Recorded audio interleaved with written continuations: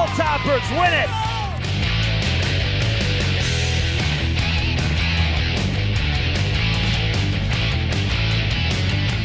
Base hit and your game winner.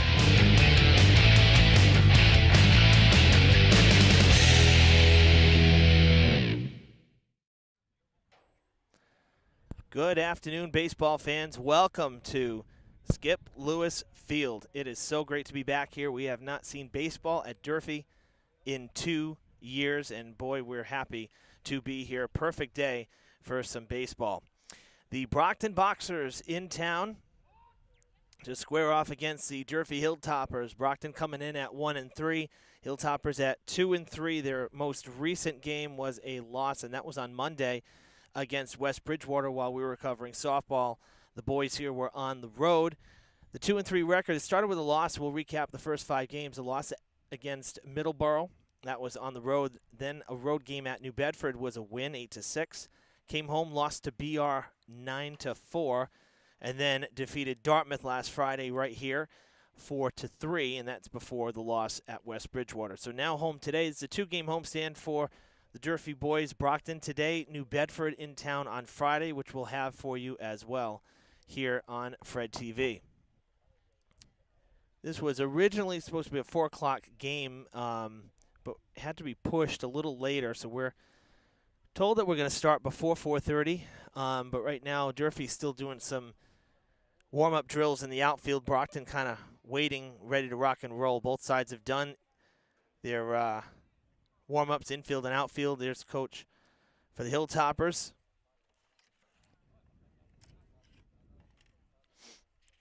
Brockton led by head coach Chris Brennan. And, of course, Durfee led by head coach Mike Martin. This is his first year leading the Hilltoppers. Was hired for last season, but last season didn't happen, as we all know. So the coaches will meet now with the home plate umpires.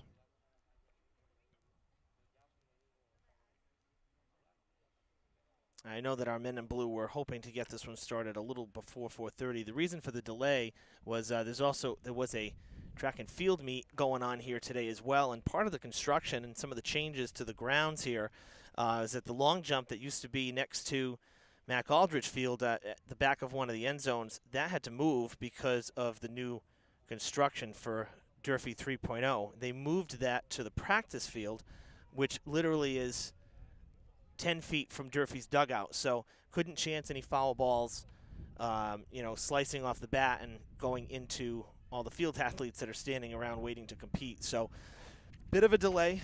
Friday's game, though, will still be at 4 o'clock. At least that's what we're told today, the slightly later start.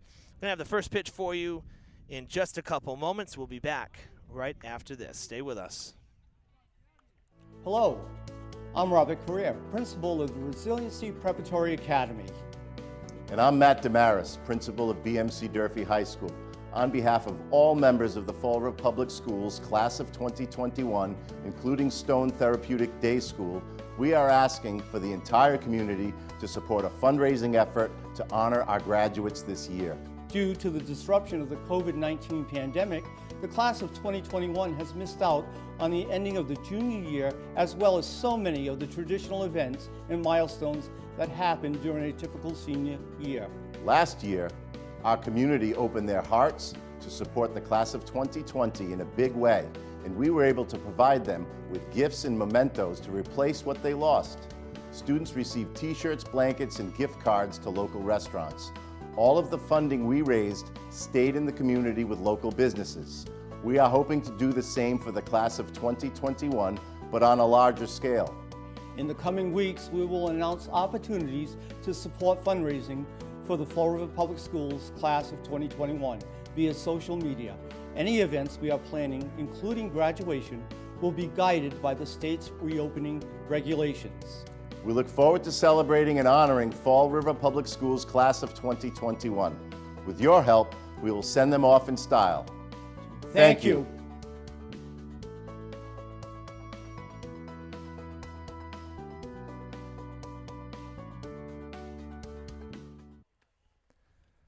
Welcome back, everybody, to Skip Lewis Field. The Hilltoppers have taken the field, and it is Joshua Martell getting the start for the Hilltoppers this afternoon, number 22 for Durfee, so he'll take his warm-up tosses. We'll run down the Boxers lineup for you right now. Leading it off, the second baseman, number 4, Nicholas Vega. Batting second, the DH, Sammy Balti. The pitcher, one of 2 captains for the Boxers, bats third. That's Christopher Carbonara. In left field, batting cleanup, Brady Ensko. At first base, batting fifth, Brady Witt. The third baseman bats sixth, Dominic Hopkins, followed by Brady Foreman, the right fielder, batting seventh. In the 8th spot, Brady Harkins, the shortstop, batting ninth, center fielder Jackson O'Brien, and there is a 10th batter in the lineup. That is the catcher Armani LaRusso.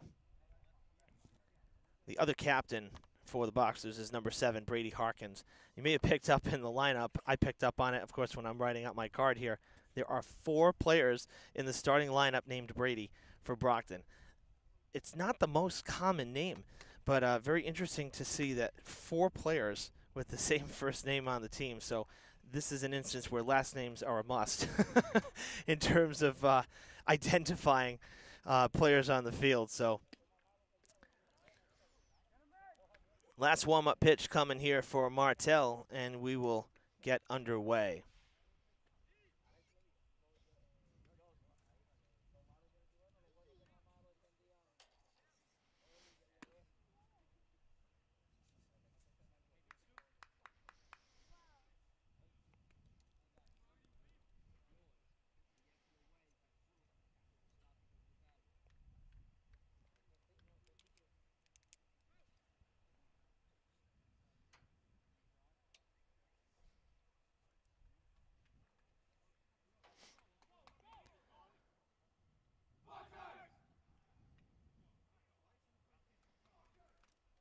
Boxers break the huddle, head into the dugout, and Vega will step to the dish for his first at-bat of the afternoon. Coach Brennan heading to third, his assistant coach to first base. And I'm sure I speak for many. We all know how much trouble this field is when water gets on it. It's been nice to not have any rain for a while. The field is in great condition. First pitch from Martell is in there for a called strike one. We're underway here on this May 19th. 77 degrees here at first pitch. Not a cloud in the sky.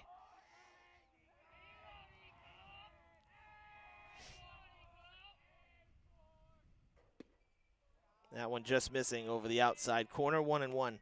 The last time we saw Durfee baseball was playoffs 2 years ago, and it was that senior-heavy class. If memory serves right, there were 18 seniors on that 2019 squad, led by, at the time, head coach Dave Ulmschneider, who has moved on to coach at Case. And that team really was incredibly successful. They played at, you may recall, comebackers off of Martell. It's going to be a tough play. May still have a chance at it. No. That was right off Martell's ankle, and he is down off the mound. So an injury here right out of the gate. Now Martell back up. You could hear it hit off the leather of the cleat.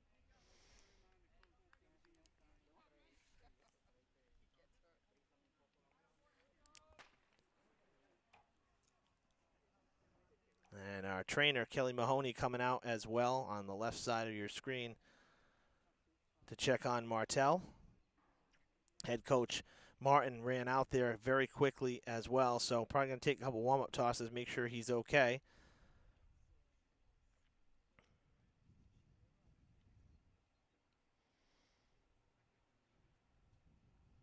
Make sure he can push off and land without any problem.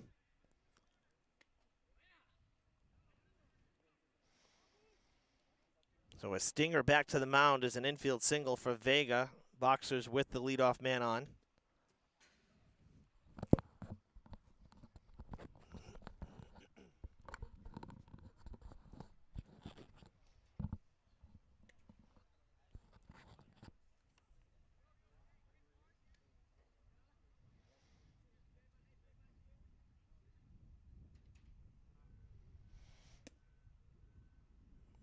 little bit of a hop there after that pitch. Again, not sure if that was just the landing or if it is bothering.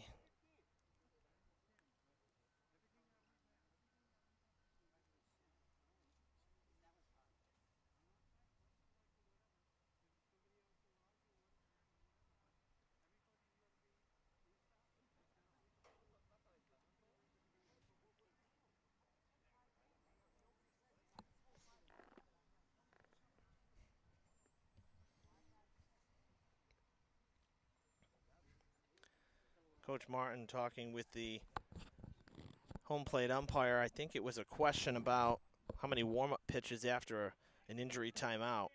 I heard numbers being thrown out there. Well, Martell back to toe the rubber. Seems like no worse for wear. Sammy Balti, the DH, steps in.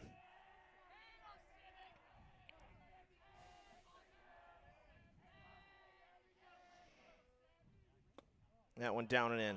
So to continue my thought, talking about the last Hilltoppers team we saw,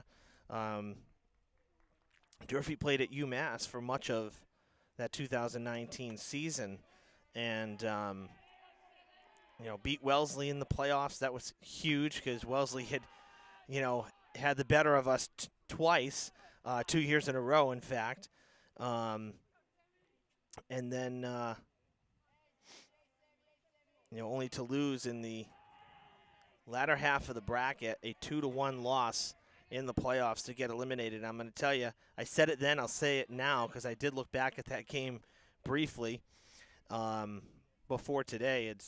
You couldn't ask for more in a loss, and it might sound kind of counterintuitive to say that, but it's the truth. It was as clean of a high school game, as they check on the runner at first, as clean of a game as you could ask for. 2-1, nobody made mistakes, clean fielding, clutch hitting when it mattered. The pitchers were on. I mean, it really was a tremendous game, and Durfee, got the short end of the stick, 2-1. That is jam shot and sent to right field. Up to second base goes Vega. First two on base for Brockton here in the first. Balti with the slicing liner to right. That'll bring up co-captain Christopher Carbonara, the pitcher.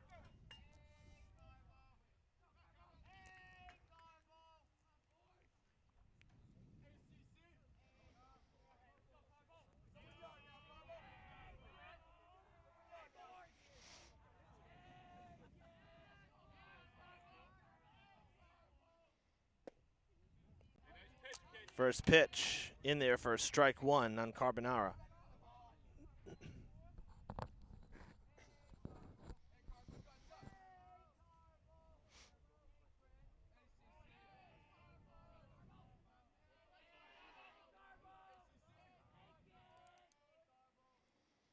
Breaking ball sent right back where it came from. This could be two. Oh, I think it might have hit off the bag. Coming in to score will be Vega with the game's first run.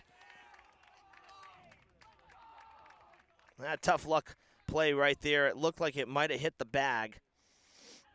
Would have been a chance for two, but instead it ends up being a run. The Boxers on the board to open the scoring here in the first, 1-0. Balti moves up to third, Carbonara at first with the RBI single.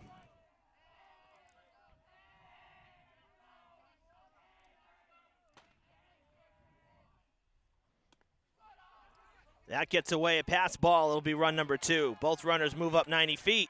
Balti in to score the second run of the game, and Carbonara up to second.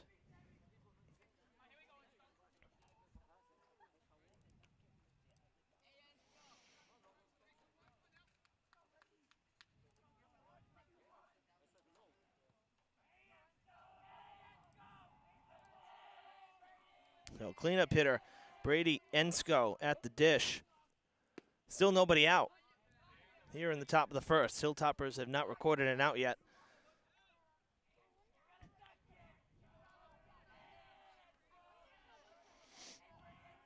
Ensko, the left fielder this afternoon.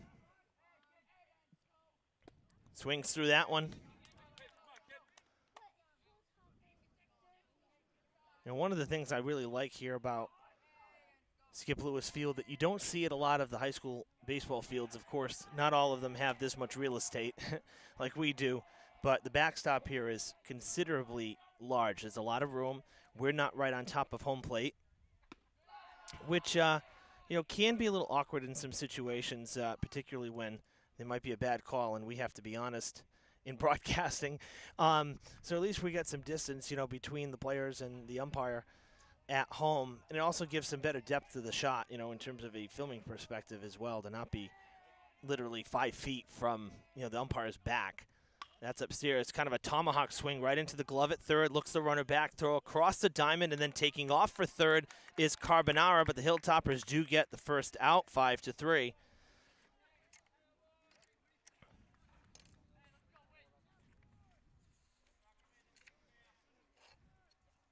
So one down. Brady Witt stepping in, and at third base, 90 feet away with the third potential run is Carbonara.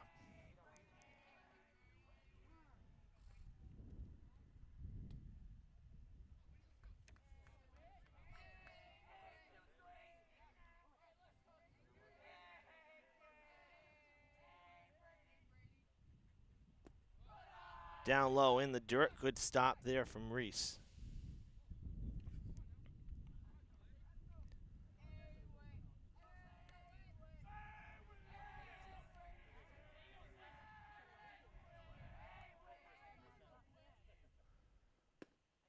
Swinging through it for the strike.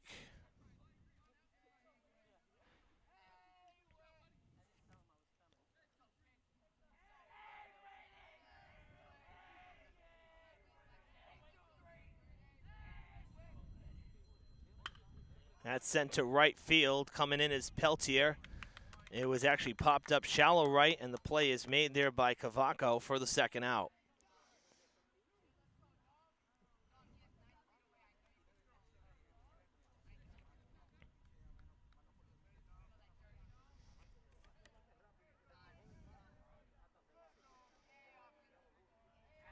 And with that second out, we'll look at the rest of the Hilltoppers defense in the infield.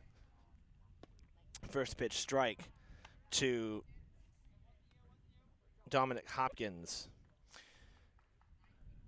In the infield at third is Lopes, at short Espinal, Cavaco at second, and Sylvia at first. In the outfield, left to right, Montilla, Boria, and Peltier. Reese doing the catching for Martel. Breaking ball upstairs, high and tight for ball one. 1-1 the count.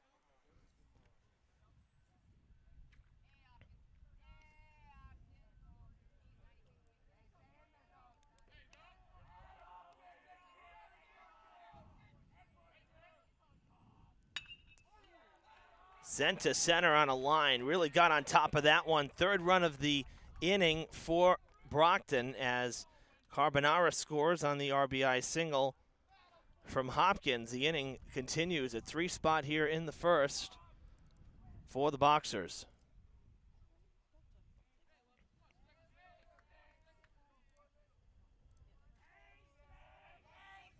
That'll bring up Brady Foreman, the number 7 batter. First pitch swinging, and that is fouled back. And might have landed in the construction zone. That one might not be coming back.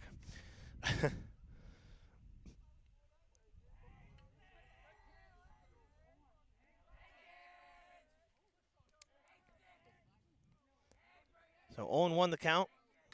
Hopkins at first. Good eye taking that one as it dropped off the table. Looked like a changeup or splitter. Started at the knees and ended up in the dirt. So 1-1. Runner taken off. Down low, throw to second is not going to be in time. Good jump there from Hopkins. He steals second base. And he's in scoring position with 2 down.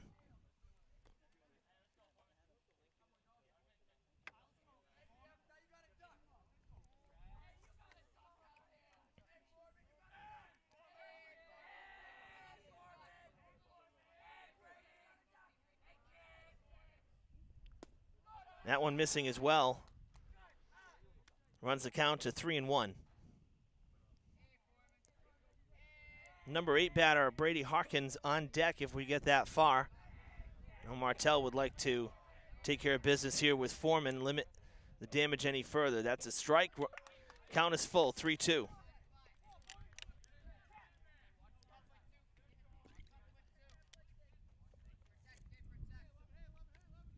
Wind blowing in, bit of a breeze.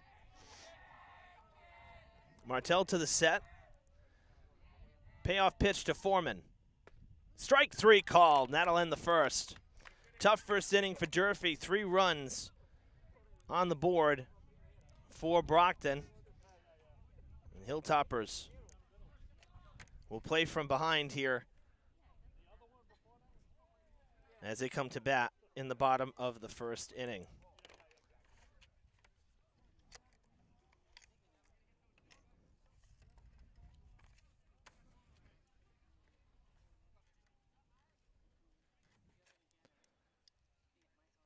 As the boxers come out to the field and warm up behind pitcher Chris Carbonara. Take a look at Durfee's starting 9. It's Joshua Boria leading it off in center. Jaden Espinal, the shortstop. Batting third, Matthew Sylvia at first, followed by Ryan Bullier-Lopes at third, batting cleanup. Number 5 batters, right fielder Caden Peltier. The pitcher, Joshua Martell, bats 6th, followed by Sebastian Reese, catching and batting 7th. In the 8th spot, Jacob Cavaco at 2nd, and rounding things out in the number 9 hole is Alexis Montilla in left field.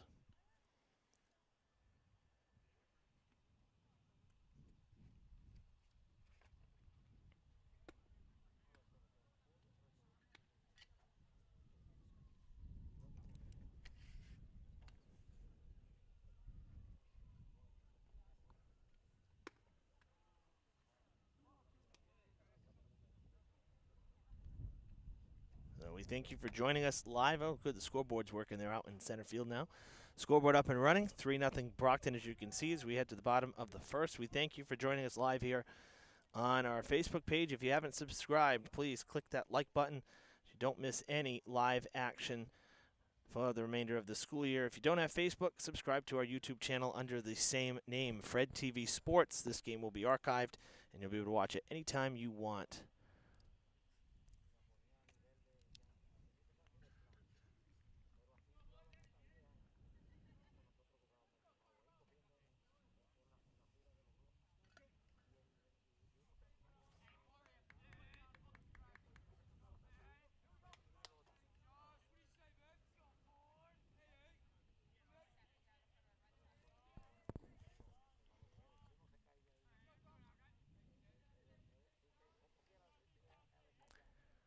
Joshua Boria steps in. The Hilltoppers offense look to get going here for the first time today. First at-bats of the afternoon.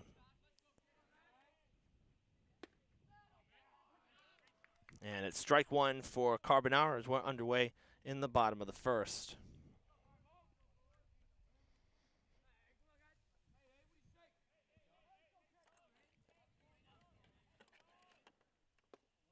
That went down and in, just missing for ball 1.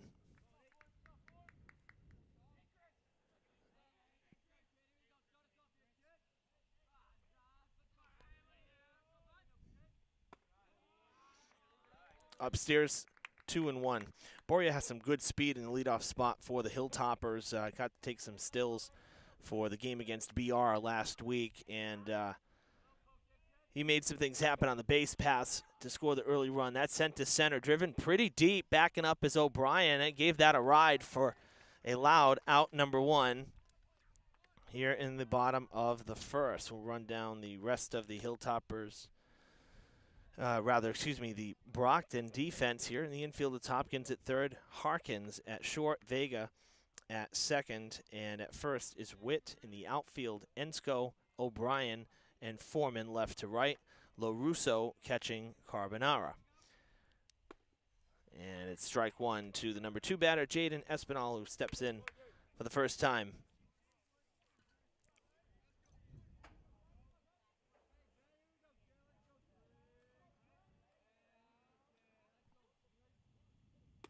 Curveball upstairs over the head, and it's 1-1.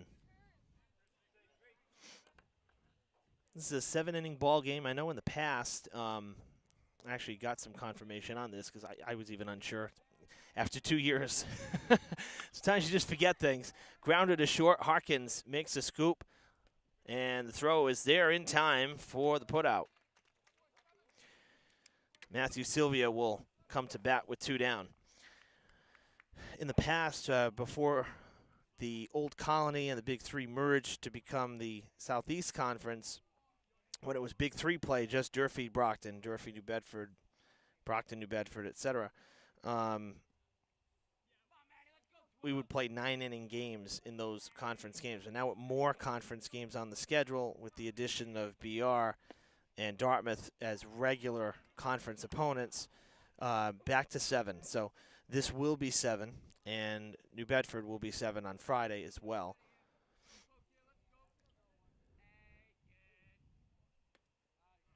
That's a great off-speed pitch there. Looked to be a changeup there that was diving down and away. Good movement on it as well.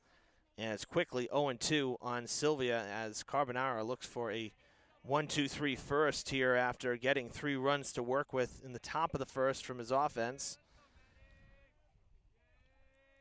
Setting up inside is LoRusso. The 0-2 pitch is in, so it hit him. And the runner is on with 2 down. Came a little too far inside. So Durfee's first base runner of the game.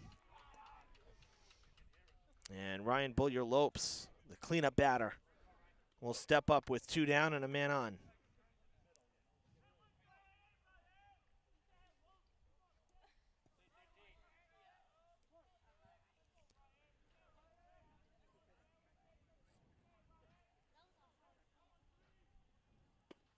In there for strike 1.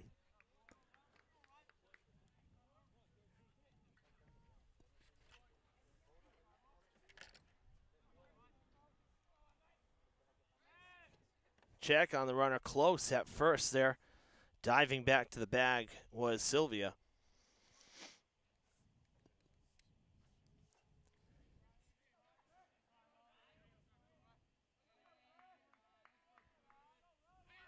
Runner takes off. Off-speed pitch is in there for strike 2. With a stolen base for Sylvia. So up to second base with 2 down. In scoring position. Lopes in the hole 0-2 though to Carbonara. Bringing the heat, missing down and away. Good fastball from Carbonara.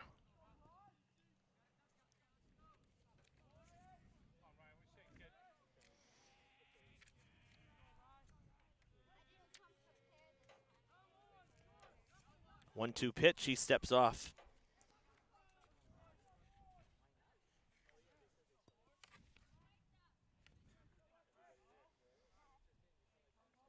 Carbonara is a junior this year for the Boxers. A captain in his junior year. Curveball upstairs, missing. It's 2-2. So Lopes working it back even.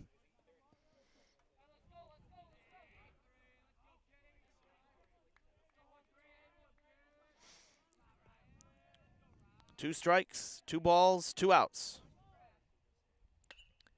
Under it. High in the air, going foul, coming down. Is there room? There is not.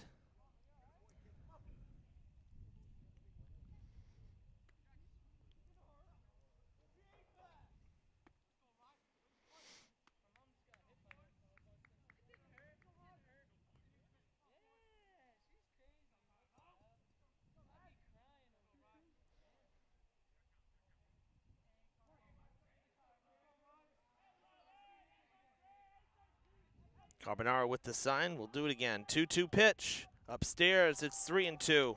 Great at bat from Lopes here with 2 down. Peltier on deck if we get that far. Walk would be good. Base hit would be even better. Payoff pitch.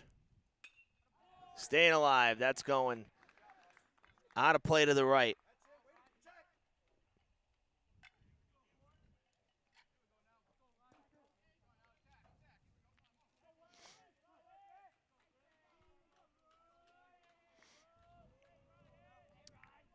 Three-two pitch again from Carbonara.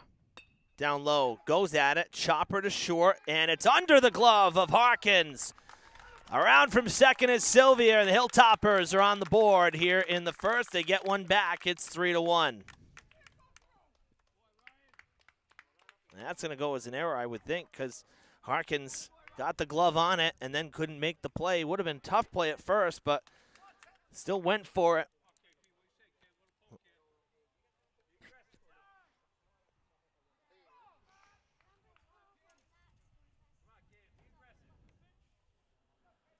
Oh, Peltier at the dish.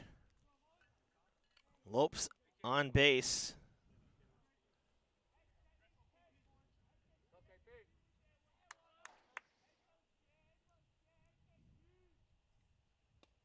That one drops in for strike one.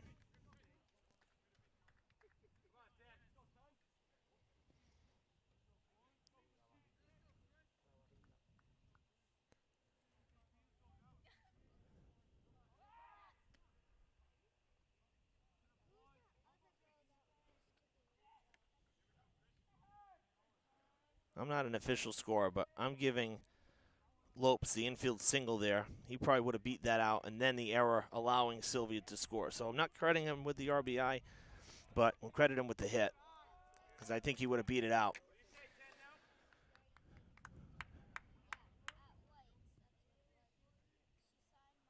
1-1 the count. That one missing upstairs to Peltier.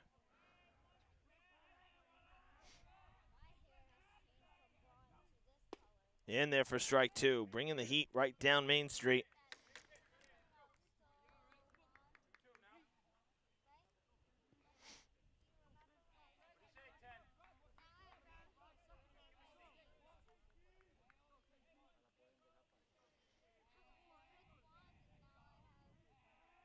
Asking for time, but not getting it.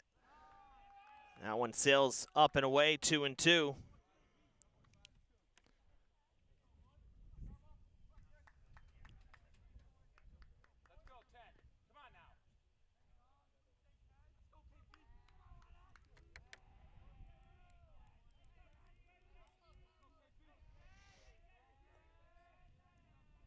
Two-two pitch. Slice foul. Ooh, I think that hit off one of the porta-johns or something. Out on the construction site. Way to protect. That one would have been close if he let that one go. I think it would have been a little up and in, but can't chance it with two strikes. So 2-2 once again. Down and away, good eye not to chase that. Another strong at-bat from the Hilltopper in the middle of the order. Pretty strong for Durfee here in the first inning. Count is full. Lopes will take off with the pitch. And Martell on deck hoping the inning will continue.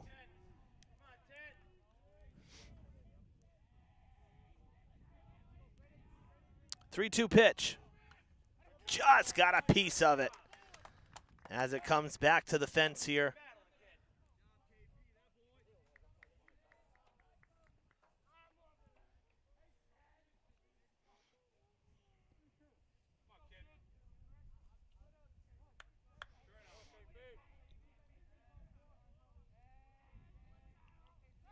Check on the runner, back to the bag is Lopes.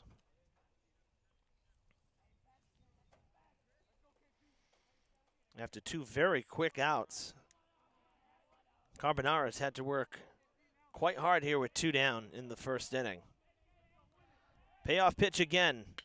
Chopper up the middle, scoots off the mound, and having to throw to first and just getting it there in time is Harkins for the final out of the first. But Hilltoppers get on the board. It is 3-1 after one.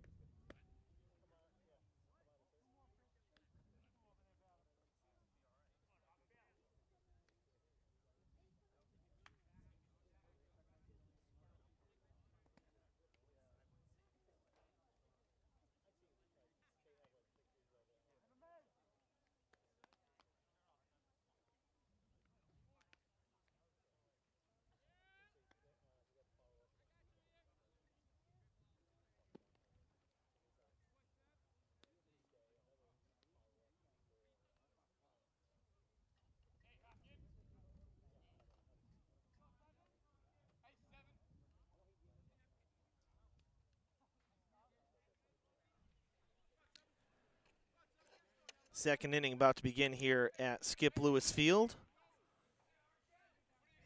3-1 score, 4 runs combined between the two sides in that first inning. That lasted almost a half an hour. See if both pitchers can start to settle in here in inning number 2. Brady Harkins, the shortstop, one of 2 captains for Brockton, leading it off here in the second inning. And it's ball 1 from Martell down low.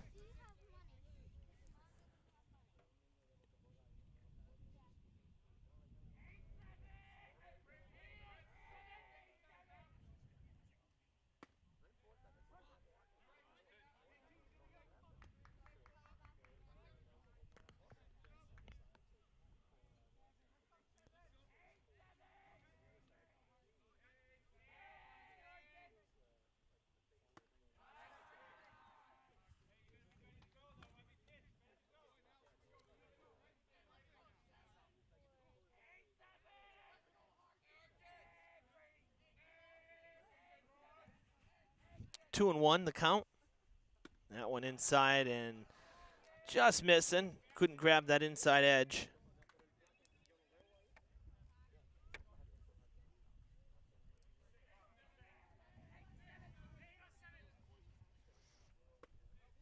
That one in there for a called second strike upstairs, right at the top of the zone. Full count.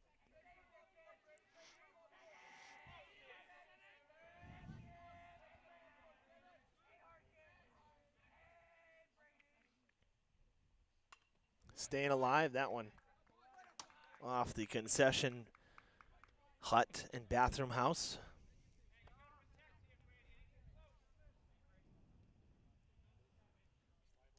Decent number of fans on hand here at Skip Lewis Field. I count about maybe 30 between both sides. That one up and in. Martell frustrated that he lost him there. So a leadoff walk for the Boxers, who have a man on to start the second. Maybe Jackson O'Brien, the center fielder. And got him at first. Picked him off as quickly as he got there. One down. That was a great snap throw over to first from Martell. I didn't even get to introduce the next batter. That's how quickly he got over there.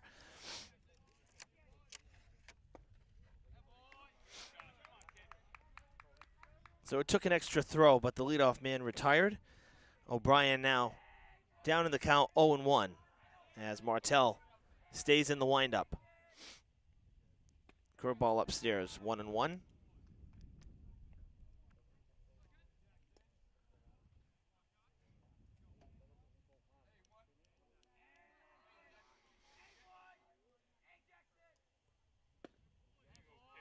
Strike 2.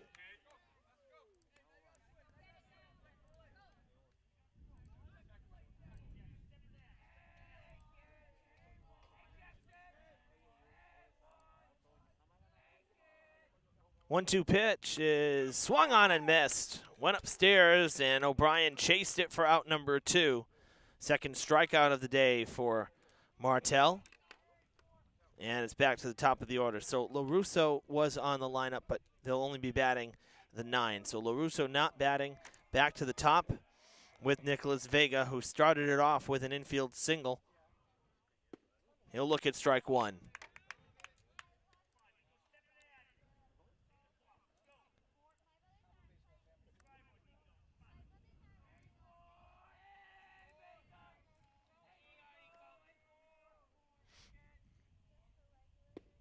Drops in there, had the knees buckling. Vega not expecting that one, and it's quickly 0-2. Martell looking for a 1-2-3 inning here in the second. Hoping to end it right here. 0-2 pitch, up and away, not chasing.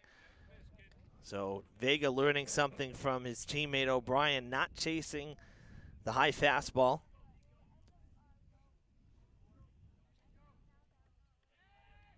So the count at 1-2. Sent to right field. Peltier has it sized up, and it is a 1-2-3 inning. Great bounce back inning for Martell here in the second, as he puts a 0 on the board for Brockton. Hilltoppers coming up.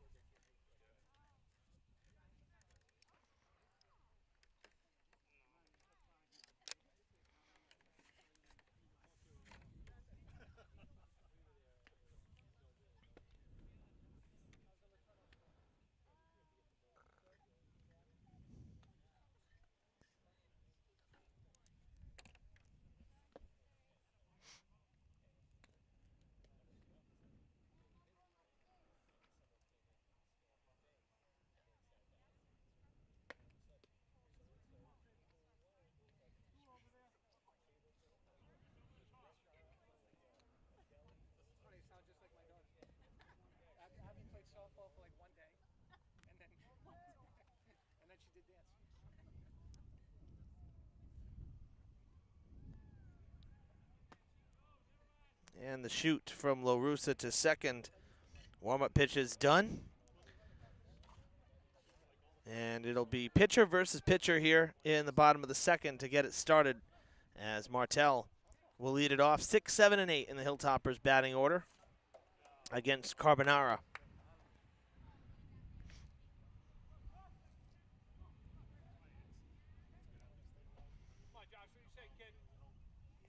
The 1 run allowed there in the bottom of the first by Carbonara was unearned.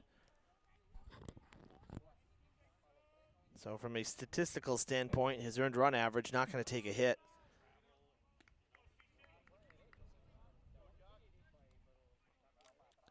Martell looks at ball 1 upstairs.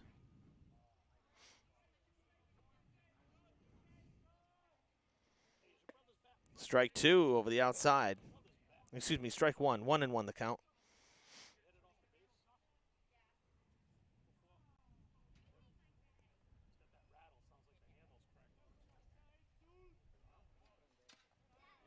That one sailing and off the glove of LaRussa, goes to the backstop.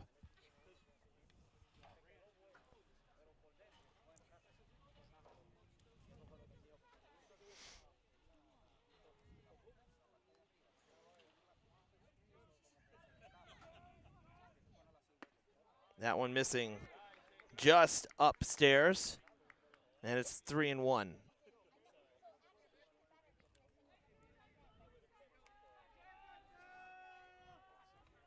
I don't know about you, but it's nice to see the faces of players with the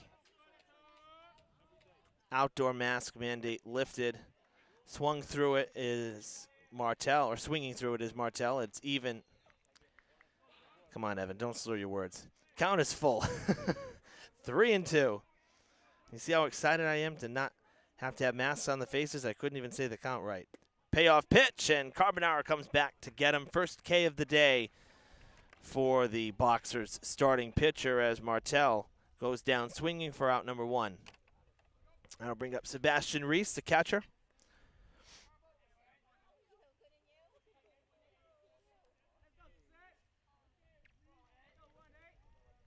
First at bat of the day for Reese. Stepping in with 1 down, nobody on.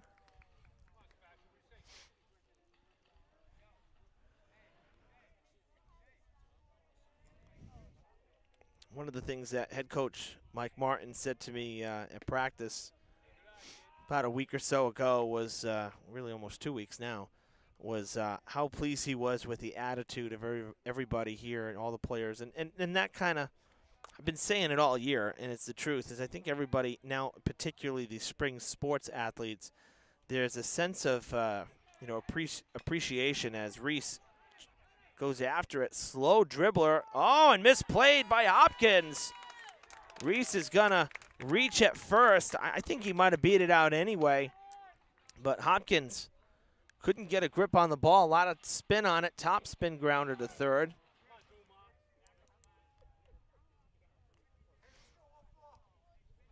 So Reese is on with the infield hit.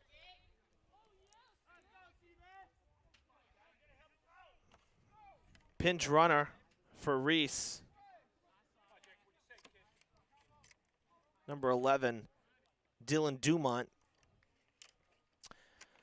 to finish my thought here was that, you know, especially for the spring sports athletes who lost their season last year, there really is a sense of, you know, gratefulness and appreciation. And I know I've said it during softball, I said it during boys volleyball, but it's the truth. You don't realize what you got when it's kind of just a regular thing every year. We know, okay, there's baseball in the spring, softball in the spring, you know, track and field in the spring and whatnot. And then you take it away and you realize, wow, look what we're missing out on. So in particular, all year long, the attitudes have been great on every team. But for spring, there's definitely that sense of, you know, appreciation that, hey, we're getting to play this year. We lost a year, but we're back. Check on the runner, close at first, but back there safely is Dumont.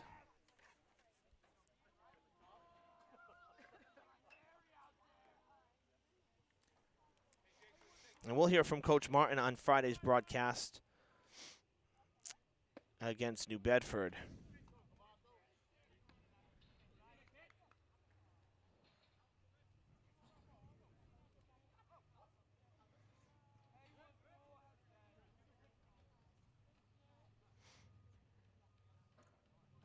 One ball, one strike, one out, one on.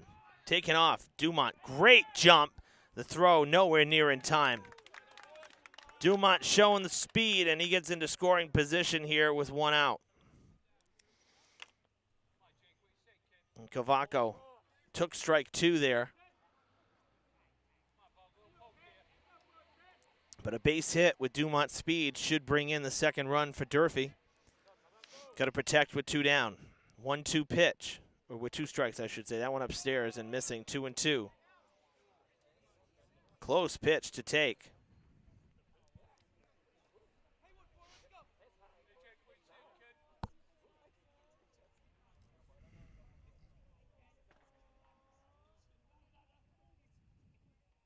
That one drops in there for strike three.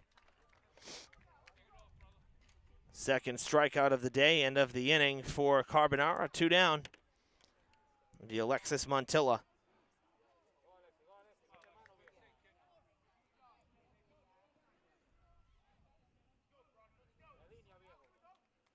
Clutch spot here for Montilla.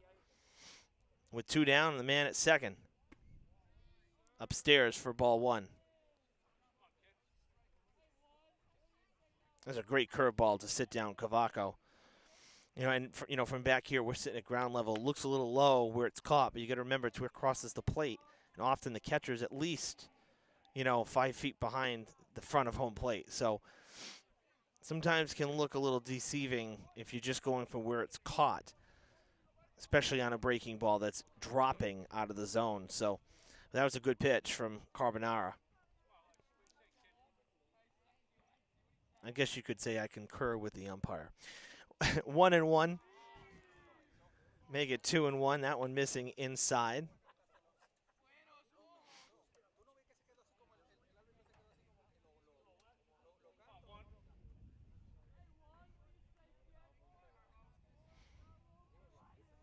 Good hitters count here. Oh, almost had him picked off, but nobody was there holding him on. Vega was kind of back at his position. He is holding the runner on, but not right at the bag. And he was not ready for the pickoff attempt. Had he been there, he probably would have gotten him out. That one sent foul and out of play. 2-2.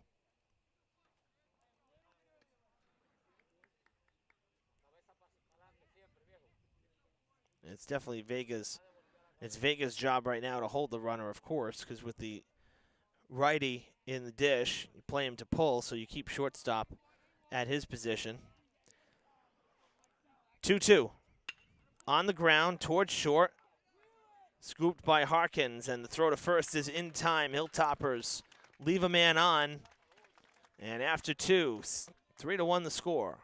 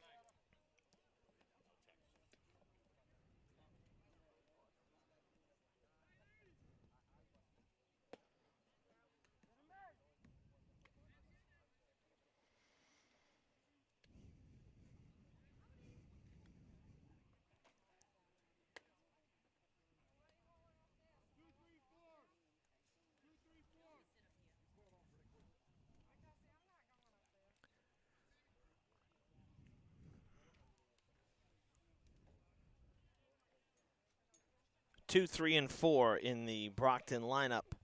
Expected here in the top of the third. It's Sammy Balti leading it off. He was part of that first inning barrage, I guess you could say.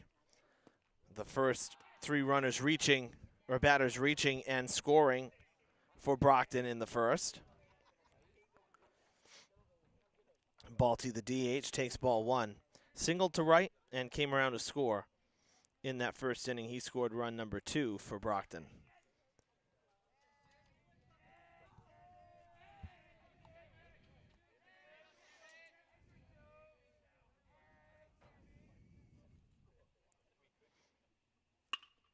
That one sent on the ground. Tough hop, but staying with it is Cavaco, and he gets out number 1. It came up and got him in the chest, but stayed right in front of him. Ends up being a pretty routine play, and it'll bring up the pitcher, Christopher Carbonara.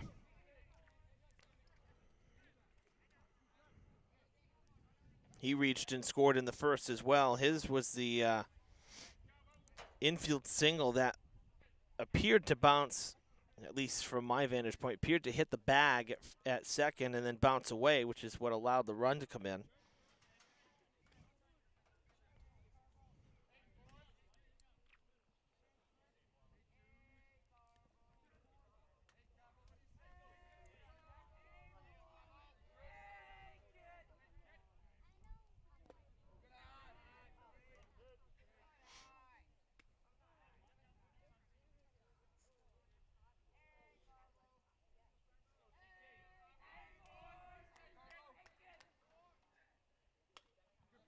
Fouled back, out of play, 1-1.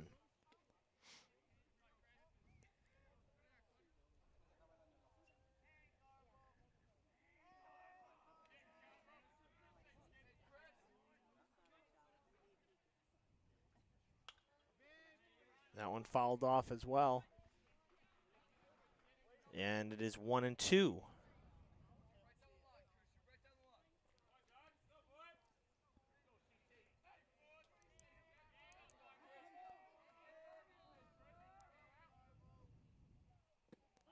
That one just missing as Martell wanted it. Little off the plate. Evens up at 2-2.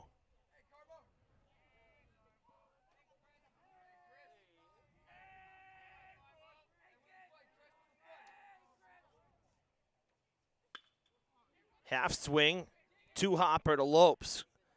And nice dig out at first by Sylvia. That's a tough play. Great scoop over there on the other side of the diamond.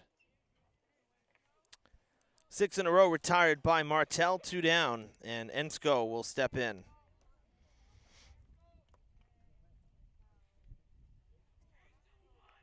Ensko grounded to third in the first inning, 0 for 1.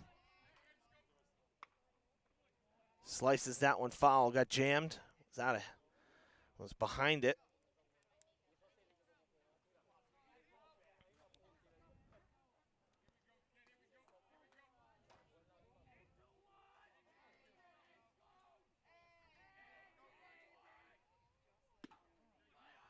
That one missing the outside corner, 1-1.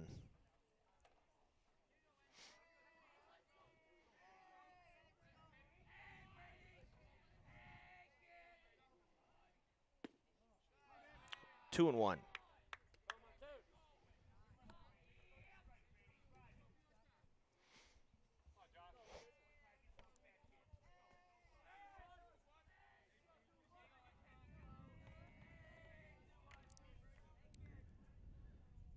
Slow breaking ball, grabbing the inside corner for strike 2.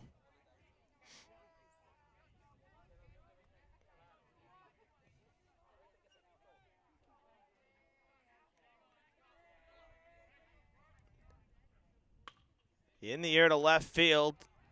Montilla ranging over, and that's in for a hit. Wide turn at first for Ensko. He'll hang there after the liner to left field prolongs the inning.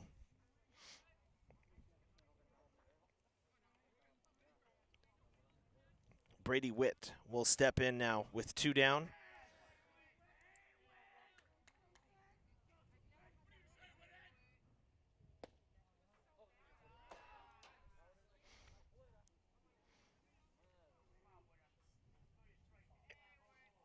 I should correct myself. I said that after Carbonara grounded out that Martel had retired 6 in a row. It was actually 5 of 6, but there was the walk with the pickoff, so had faced the minimum. Throw down to second, and the throw will be in time. They got him to end the inning. Reese with the shoot to second base, and Ensko erased on the caught stealing to end the top of the third. 3-1, the score.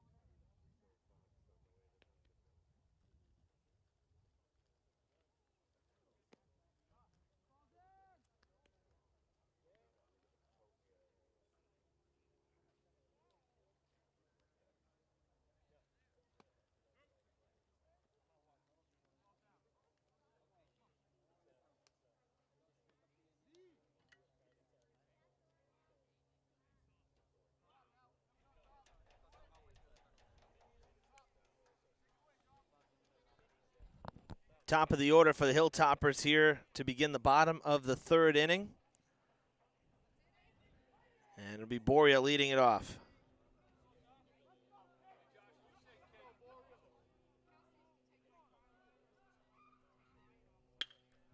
First pitch swinging, base hit to right field for Boria.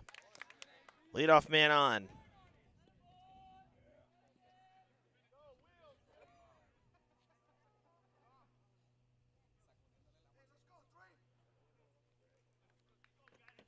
So first pitch swinging, Boria sends it to right.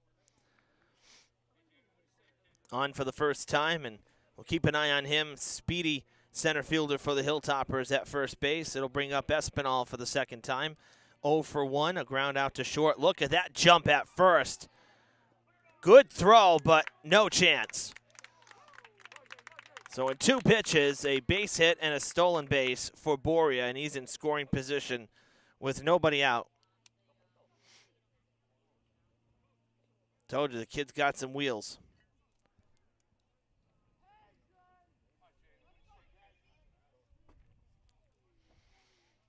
Espinal sitting on an 0-1, showing bunt, pulls it back, and that one is upstairs for ball one.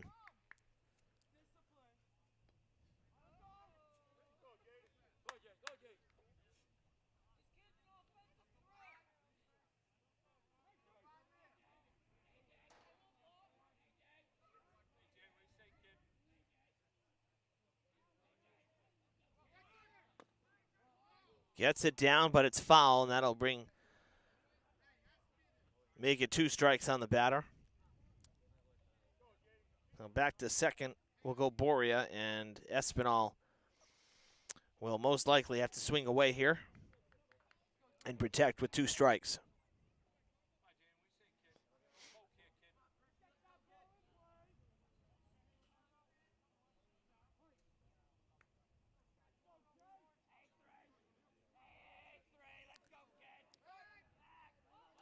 Now the pickoff attempt from Carbonara, but nobody there to help him out. Not that effective for the runner when there's nobody there to hold him on. 1-2, fouled back. That's going off the roof. A 2-hopper and into the construction zone. I think that's going to be like a half dozen already that have gone into the work zone. There's a good cut there from Espinal. 1-2 pitch again. That's going to go behind him and already taken off. Boria coming home, and oh, I think they're calling a hit batter. It did. See, I thought it did originally, and it appears that it hit the back of Boria, so therefore dead ball. And excuse me, of Espinal, and Boria will have to go back to second base. Can't even take third. So the hit batter, and the first 2 are on base for Durfee here in the third. Matt Sylvia will step in, scoring. He got hit in the first and scored the lone run for Durfee.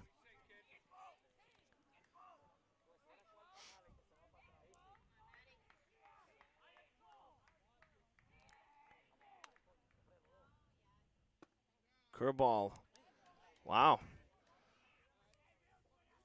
Outside corner, bit of a generous call.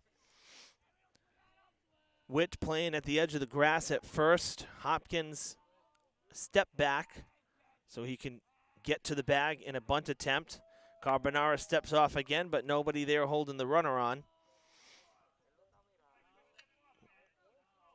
Interesting to see if Sylvia, if they consider having him bunt here with nobody out. That's a pass ball right back to us, and the runners will move up. No need to lay down the bunt.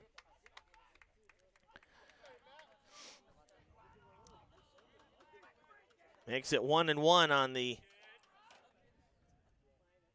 errant pitch there. Tying run at second base for Durfee.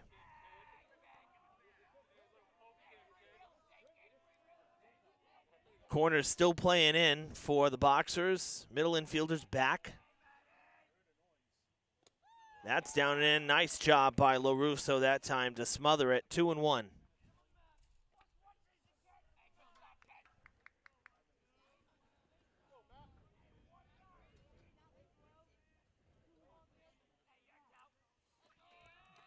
And LaRusso calls time.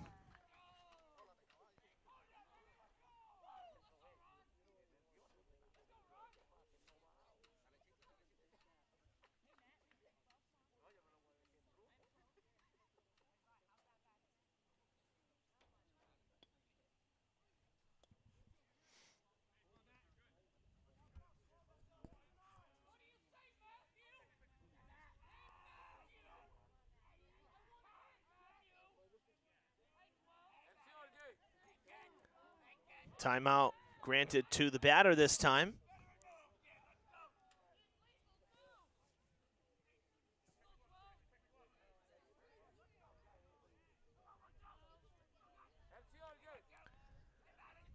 Two-one pitch.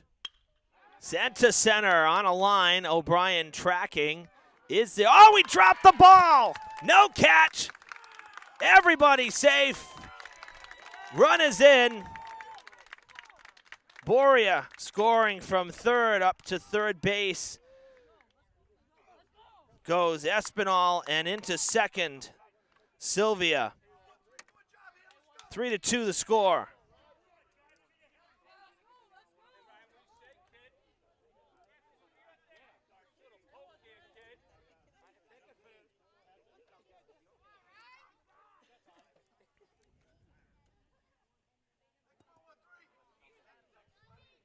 Ryan Lopes had a great at-bat in the first, reached on an infield single. Go ahead, tying run 90 feet away. Go ahead, run at second.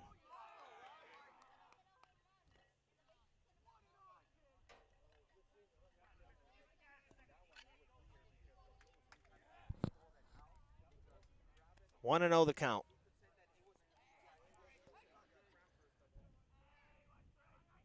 Upstairs, 2-0.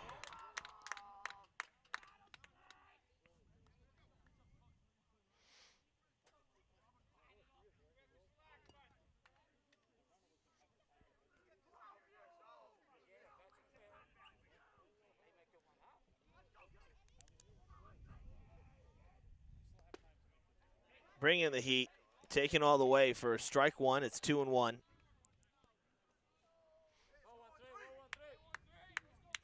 Witt is still playing in at first base. Got a piece of it. That one sliced and just getting over the backstop. 2-2.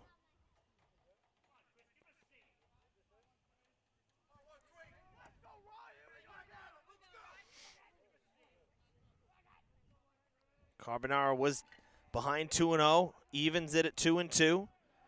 On Lopes, that one upstairs and missing for ball 3, full count. Another good at bat for Lopes.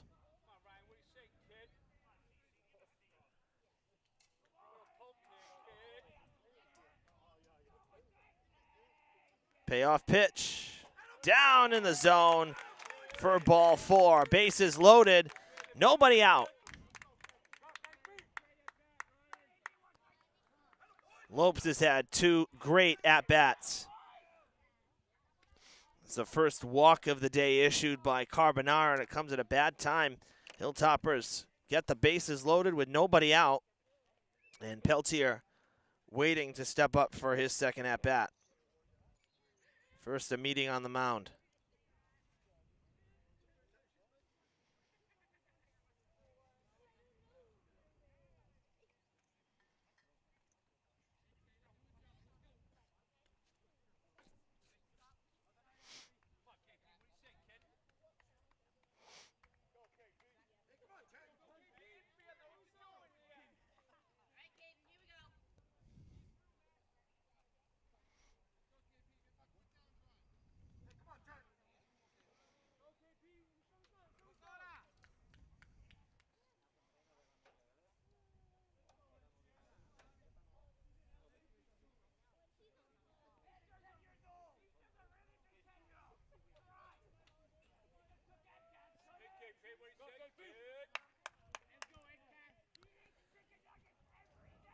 Peltier 0 for 1, a ground out to short. Bases loaded, nobody out. And that is ball 1, missing low. It's Espinal at third, Sylvia at second, and Lopes at first. And Carbonara in a heck of a jam here in the bottom of the third. First 4 have reached, 1 has scored. That's down low, it's 2-0. Now, if I'm Peltier, that bat stays on my shoulders until I see a strike. Got to make him give you one.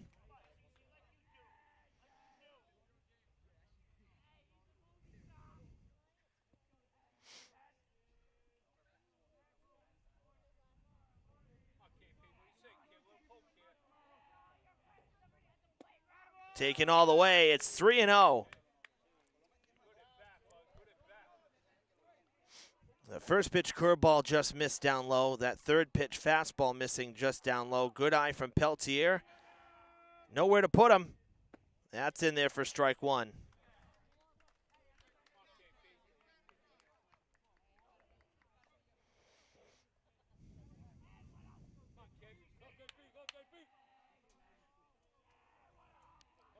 3-1 pitch. That's over as well for strike two. Carbonara battling back to make it full 3-2.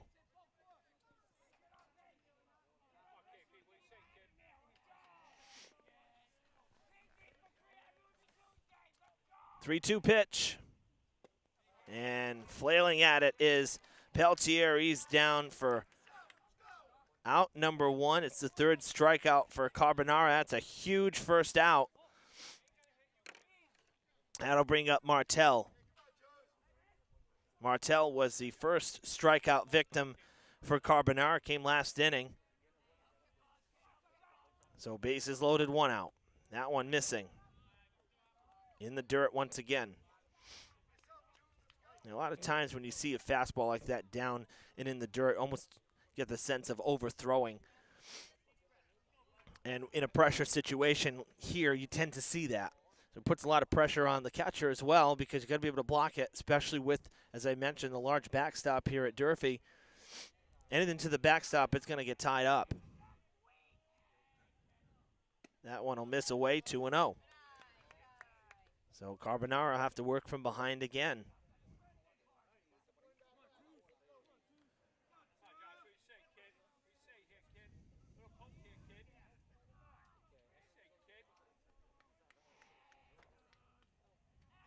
Well, we just lost the scoreboard in center. There's a strike. 2-1.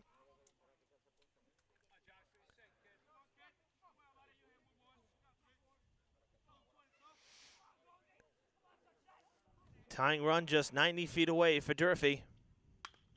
Chopper to short. Gonna be a tough play. Safe at second, an infield single. Tie game.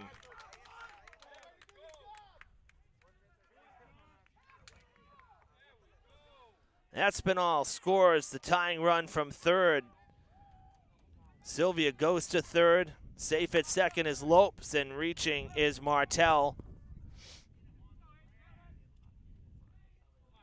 That was a very slow to develop play. Bring up Reese. Reese takes ball one.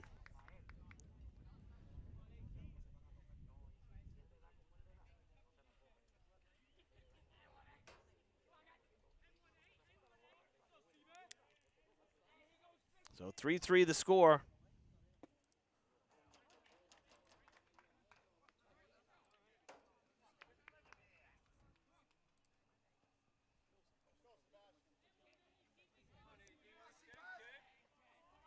Still just the one out.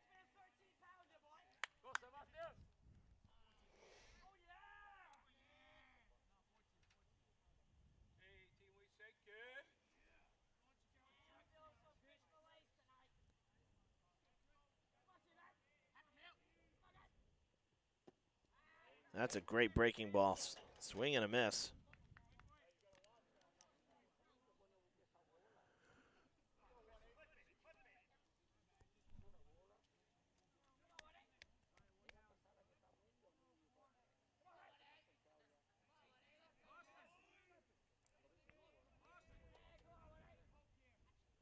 Upstairs, that is sent deep to center. O'Brien having to back up on it. Makes the catch.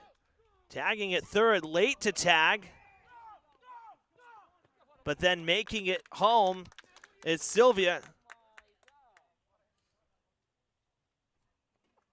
He took off, had to backtrack, but he was able to tag and still make it home.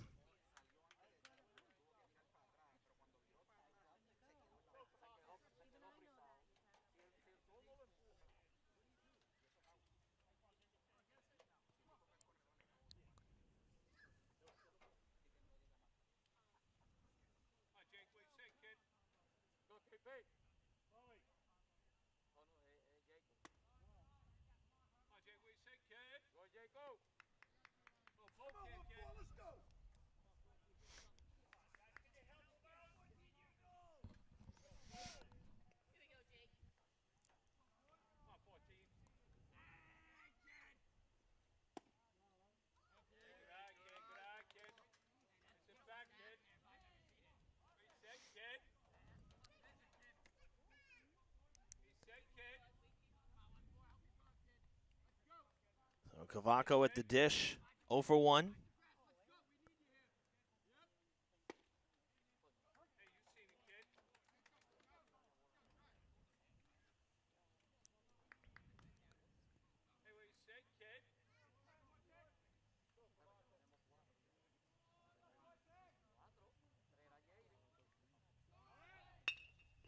Right back to the mound. And the inning is over. So actually, the run did not count. He did not get back. Sylvia did not get back to the bag to tag up. So it is 3-3 after 3. We'll take the break here. Be back with the 4th inning right after this. You're watching live baseball on Fred TV. Hello, I'm Fire Chief John D. Lynch, Fall River Fire Department. I'm here to speak to the citizens of Fall River about a problem that happens every year at this time, and that is the use of illegal fireworks. It is illegal to use fireworks unless you are licensed and a professional. It is a $100 fine, or 1 month in jail, or both. Unfortunately, we're surrounded by states where it is legal, and illegal fireworks are brought into this city and this state all the time, and it's getting out of hand. There are 3 reasons why we shouldn't use illegal fireworks. The first reason, the injury it causes the people who are either lighting them off or nearby in the area. Every year we see people with fingers blown off, hands blown off, blinded. We see people hit by projectiles, innocent bystanders. The second thing that's wrong with illegal fireworks, they cause quite a few structure fires to buildings, cars, houses. And the third thing, and something that people don't really think about, but I do, there are so many vets in this city. Vets from World War II, Korea, Vietnam, the Gulf. Many of these vets come back afflicted with PTSD. And to set these illegal fireworks off near the house can do drastic damage to them. It'll bring back bad memories and make that PTSD rise to the surface again. So please, don't use illegal fireworks. Let's get through this season together, safely, as one strong community, the great city of Fall River. Thank you.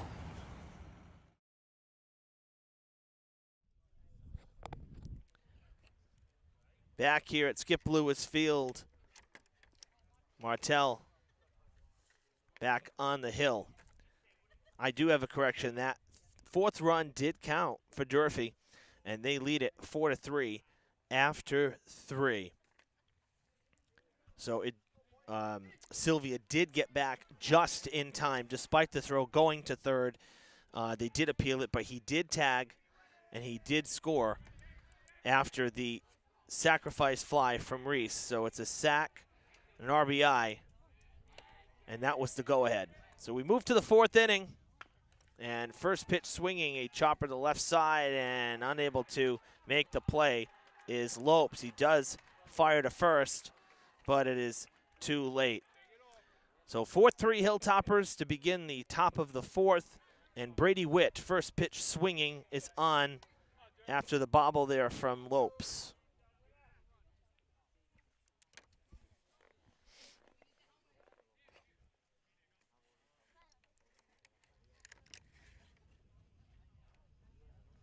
And we're going to have a pinch runner here for Brockton. Number 8, Brett Keene.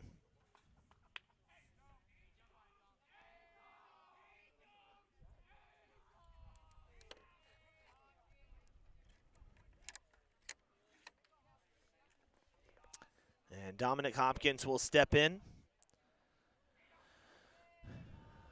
1 for 1 with a single and a stolen base, was left at second in the first.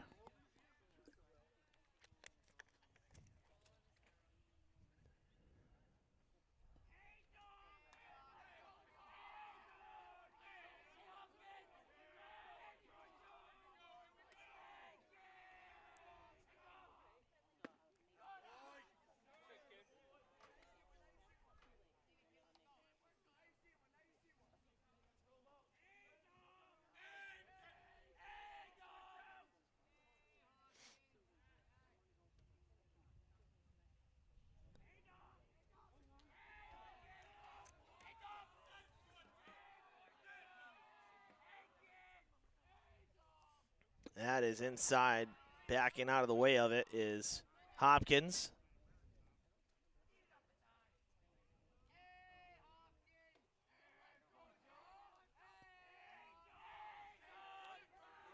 Check on the runner.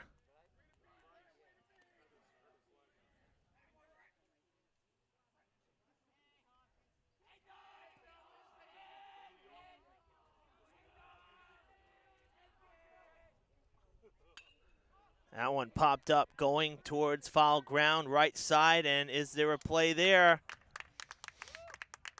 Yes, there is. Sylvia with a nice ranging play for out.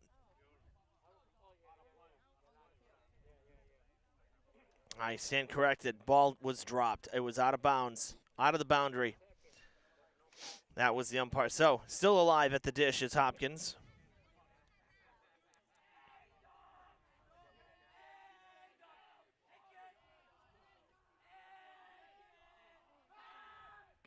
Check on the runner again.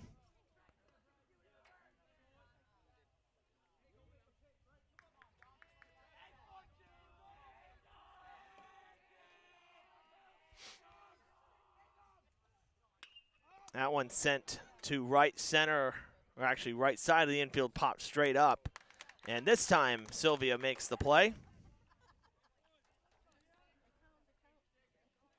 Took a couple extra pitches, but he able to make the catch on the pop-up.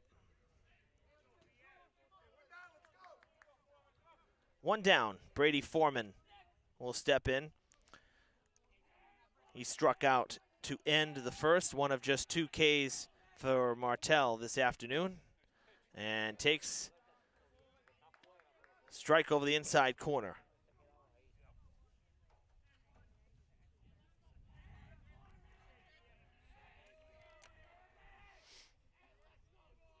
Keene, the pinch runner at first after Witt got on base via the error to start the inning. Hopkins just popped out, and now Foreman at the plate with 1 out.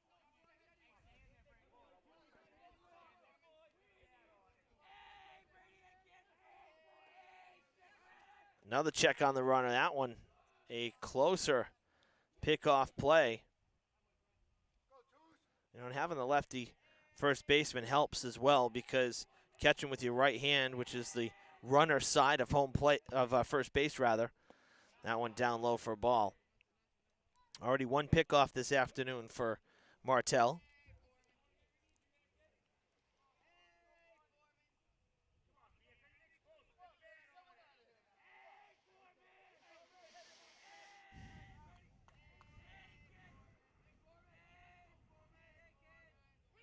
Runner taken off, and it gets by. Wild pitch, and he's going to take the turn and go to third. Throw down is not going to be in time. Tying run 90 feet away after the wild pitch.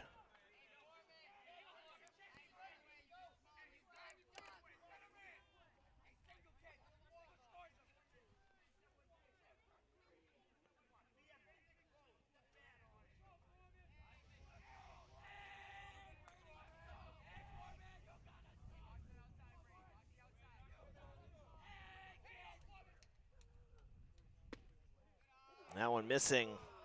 Close pitch. That spot's kind of gone either way this afternoon. Not as consistent as some of the lower strikes. For Martell, he gets the bad news.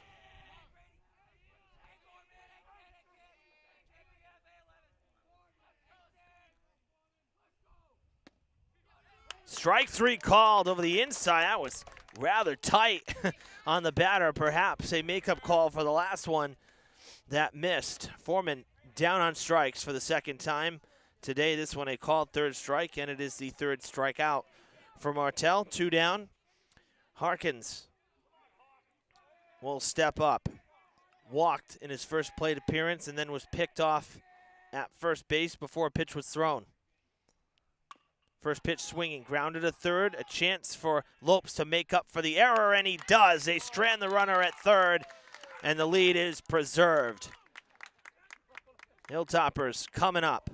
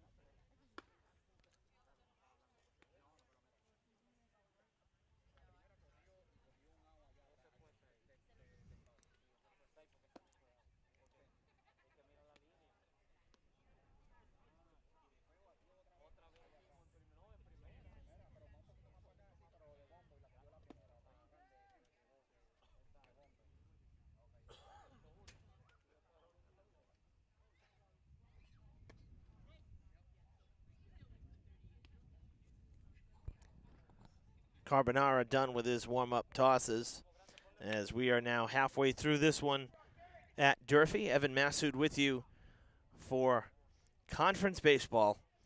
Brockton versus Durfee here on Fred TV. Thanks for tuning in live. This has to be some of the best baseball weather for spring sports that we've had in years. I mean, we've had some nice days, but this is just, doesn't get much better than this. Tell you one thing, though, with the later start, 4:30 start, sun is starting to go down. We're starting to get some shadows. Not a very high-scoring ball game here, but 7 runs between the two teams, but just a lot of long innings. The only inning in which the minimum was faced was the second, and that was from Martell. A leadoff walk, then the pickoff, and then a strikeout and a flyout. So only 3 batters faced, despite 1 reaching, and that was in the top of the second. But runners on in every frame. And for Durfee here in the bottom of the 4th, it's 9-1-2 in the order. And Montillo takes the ball upstairs. That one going all the way to the backstop off of LaRusso's glove. But this game, almost an hour and a half old, an hour and 20 we're coming up on. And we're still in the 4th. That's a strike.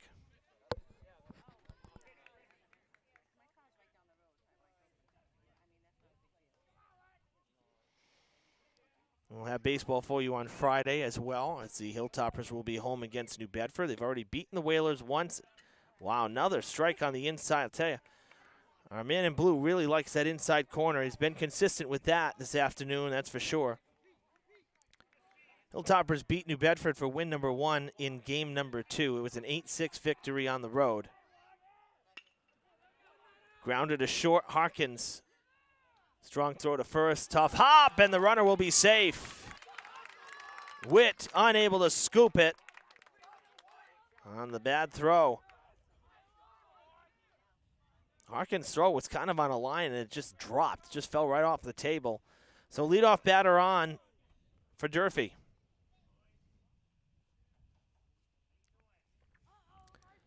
And on Friday, I have a real treat for you.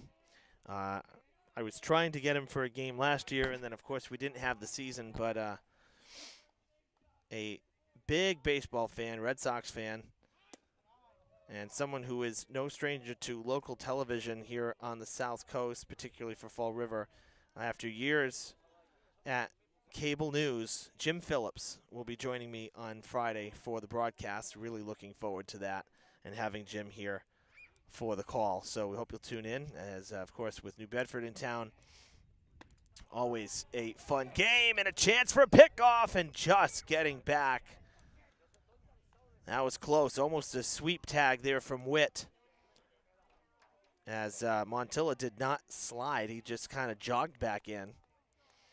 Boria at the dish. He's 1 for 2 with a base hit, stolen base, and a run scored. Safe back to the bag once again on the pickoff.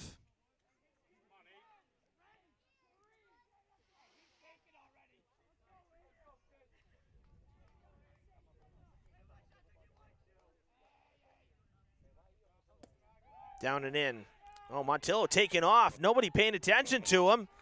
Didn't get a great jump, but he is into second with a stolen base.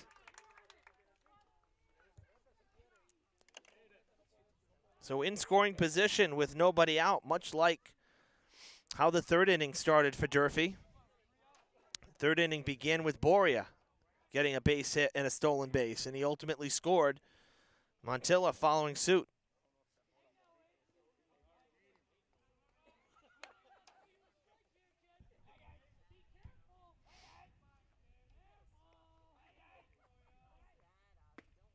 That went in there for a strike.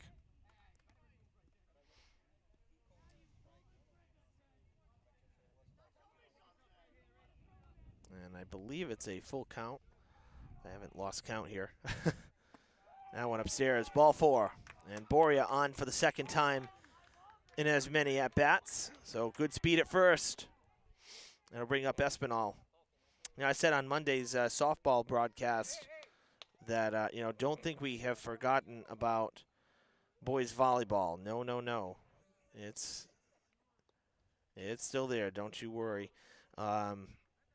Just the way that the schedule has worked out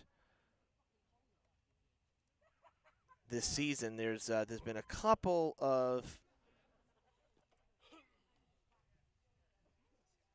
I guess you could say, scheduling conflicts where there's volleyball happening while there's baseball. So we have those on there but if there is bad weather, then you have volleyball as the backup. But a lot of these games are non-conference games, as we have a pitching change here.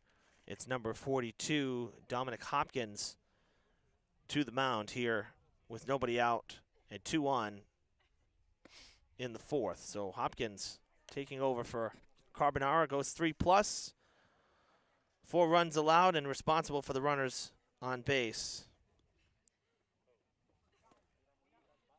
But to finish the thought, there is, at the very least, we have 3 volleyball matches as the end of the season, basically. June 7th, June 11th, and June 15th, 3 straight. Well, everybody else is done, barring any rainouts. So we're going to take care of the baseball and softball games that are conference games while we can.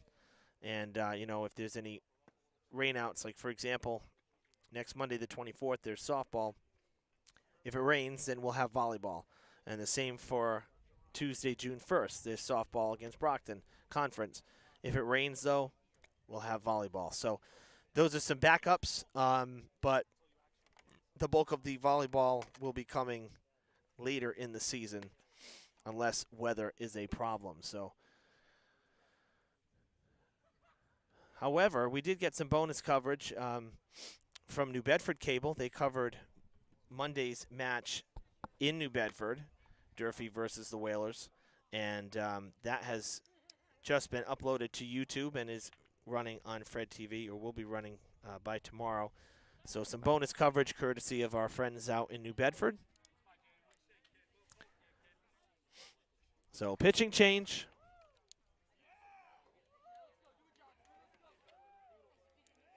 Hopkins done with his warm-up pitches. Hopkins was at third.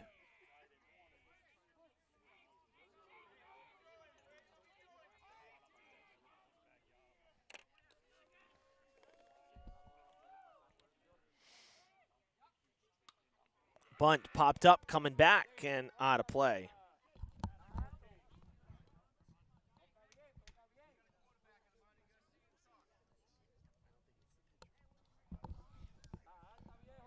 So, and replacing Hopkins there at third. So let's see if we can see a number here. Looks like number 1. That would be O'Brien. So some changes made. Looks like O'Brien came in. Bunt in front. Bobbled. Throw to first. Will be in time. They wanted to go to third and could not. So the sacrifice bunt successful.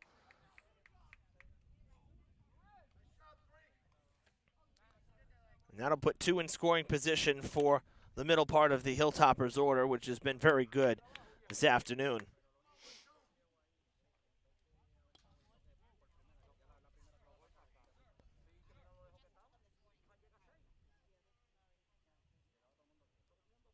An intentional walk issued by head coach Brennan. So Sylvia on base for the 3rd time without the benefit of a hit. Hit by the pitch in the 1st, reached on an error in the 3rd, and now is on the intentional pass. Infield in. He's scored twice, by the way, and the bases are loaded with 1 out for Lopes. First pitch swinging, sends it out of play. Lopes has been on twice as well. Infield single and a walk. Not after 2 very lengthy and good at-bats in the cleanup spot. And a chance for Durfee to really break this one open here in the middle inning. Montilla at third, Boria at second, and Sylvia at first. The base hit to center will score a run. Boria will hold at third, everybody up 90 feet, and it's 5-3. Ringing single into center. And Lopes delivers the RBI single. Montilla scoring from third. That's the first run of the day for Montilla.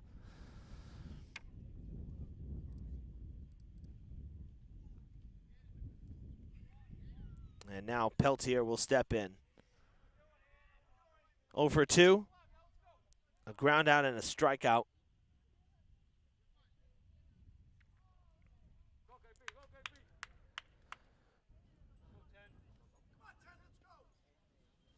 Infield will continue to play in.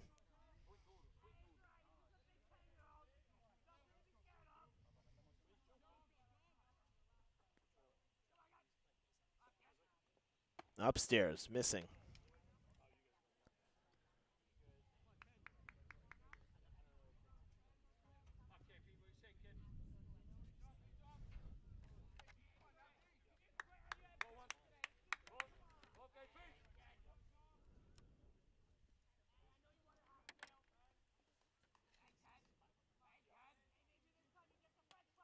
Good cut on 1-0. Back to the fence it goes for a strike one.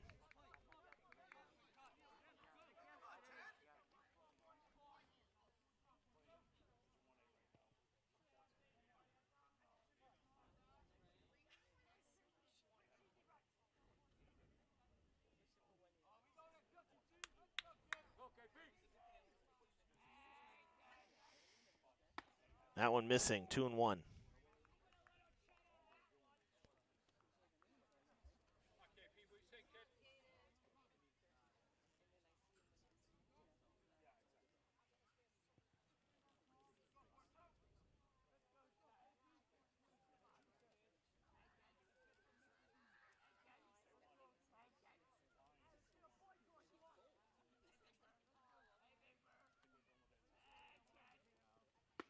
Swinging through the 2-1, and it's 2-2. Peltier with a big swing and a miss right there. Swinging for the fences. That one too far outside. So 2-2 the count. 1 out. Boria at third, Sylvia at second, and at first is Lopes. That one popped up on the infield. Calling for it is Witt. He'll give way to Vega for out number 2. And Peltier is 0 for 3 today. And I'll bring up Martell. How fitting would this be if the Hilltopper starter can deliver a 2-out single here and pad his lead a little more, give him some breathing room. Hilltoppers has scored 5 unanswered after giving up 3 to start the game. The next 5 have gone Durfee's way, and they lead it by 2. Martell with a big swing and a miss as well. That one upstairs. He reached on a fielder's choice. That didn't get anybody out, in fact. They decided to go to second. The throw was late.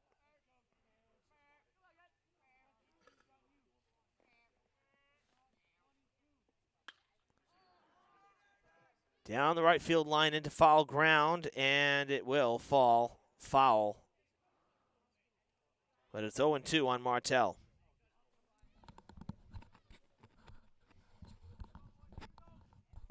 Hopkins trying to work out of the jam here with just the 1 run allowed after the pitching change.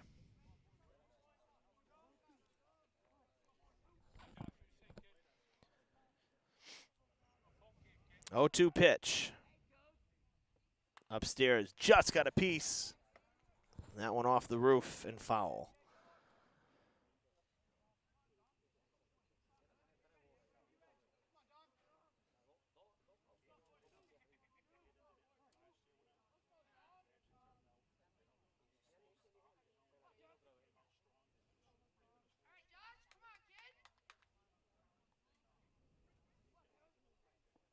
Upstairs, letting that one go for ball 1.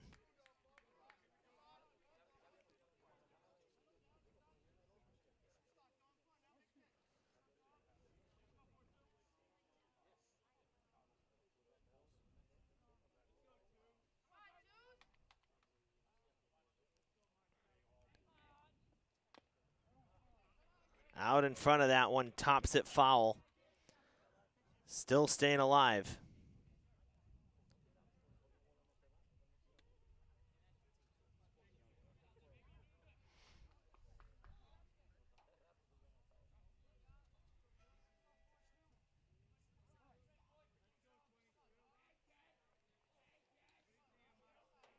Pitch number 6 of the at-bat, a 1-2 pitch. Missing, 2-2.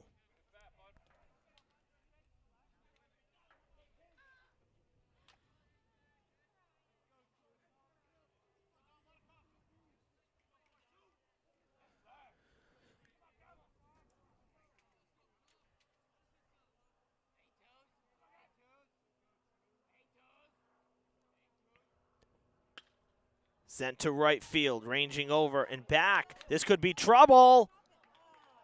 Oh, what a catch! Holding on is Foreman out in right to end the inning in spectacular fashion. He got turned around and was able to stay with it as he made the catch in foul ground. But the Hilltoppers grab another run, lead it 5-3 after 4.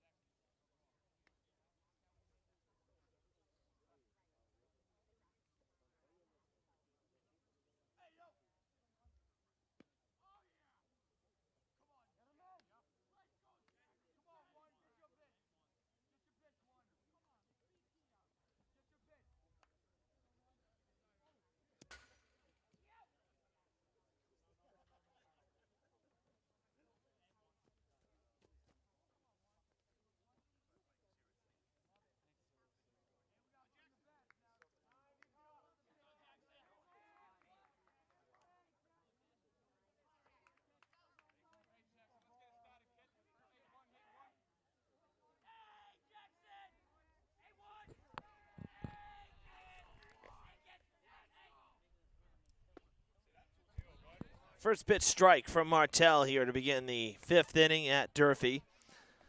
5-3 Hilltoppers.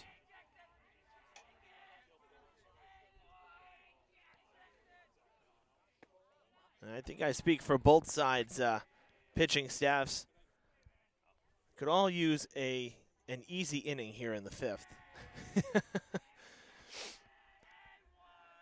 To put it in perspective, softball was done by 90 minutes on Monday.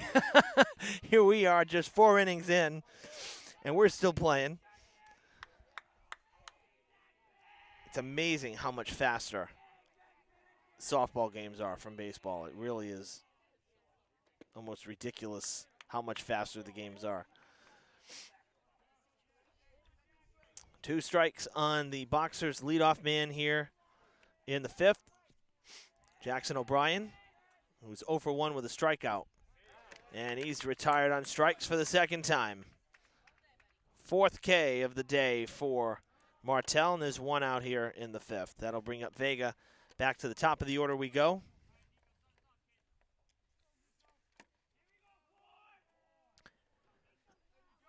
Vega 1 for 2 with a run scored. And a fly out to right.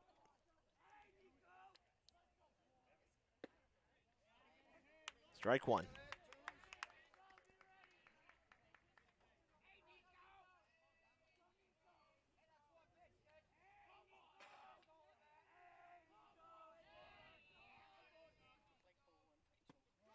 That one missing for ball one upstairs.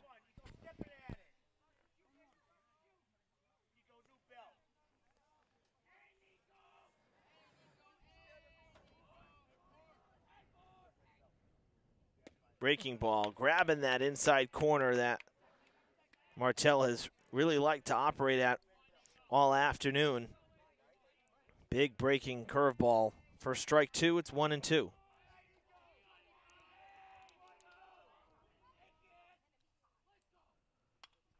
Chasing it and fouling it off.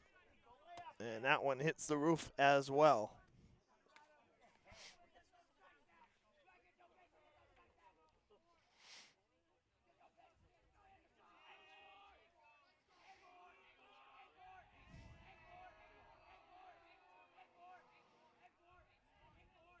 One-two pitch again, missing. 2-2.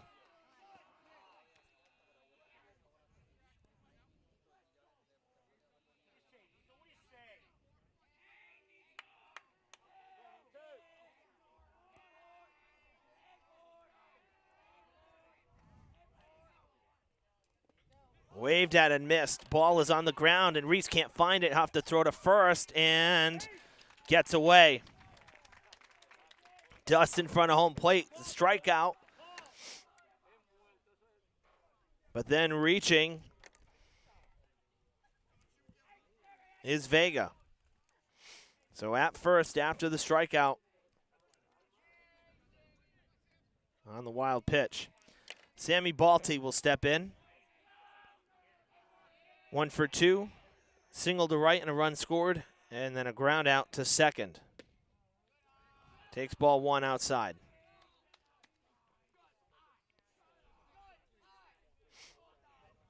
Vega's got good speed at first. Sure, Martell will keep an eye on him. Slice to the backstop. 1-1.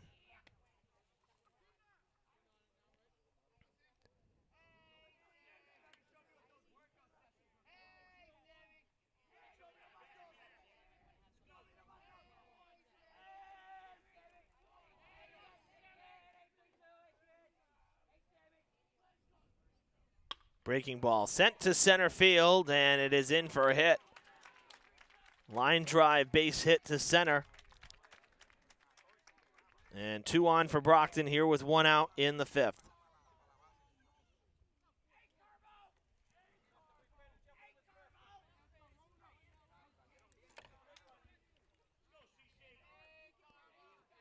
Carbonara stepping up to the plate. He too, 1 for 2 with a base hit and a run scored, and a ground out to third.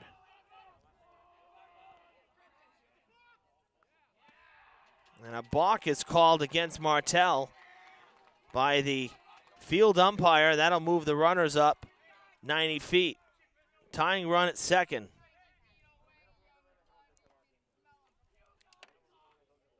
And Coach Martin out to discuss. Very quick conversation.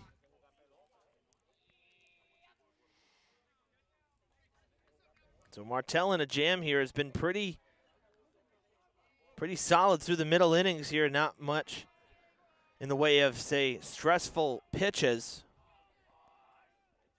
They did leave a runner at third last inning. But working through the middle of the order here with 2 in scoring position. Curveball drops in there for a strike.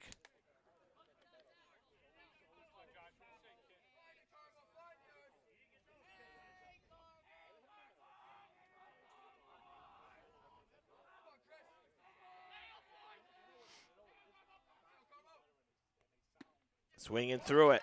Strike two. Chasing it. Swinging for the fences. That one up and away.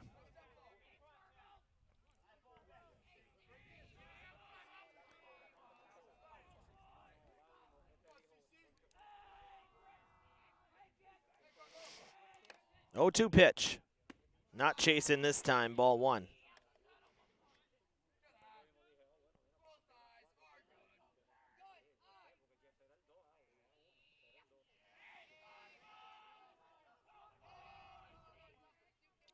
Ensko on deck.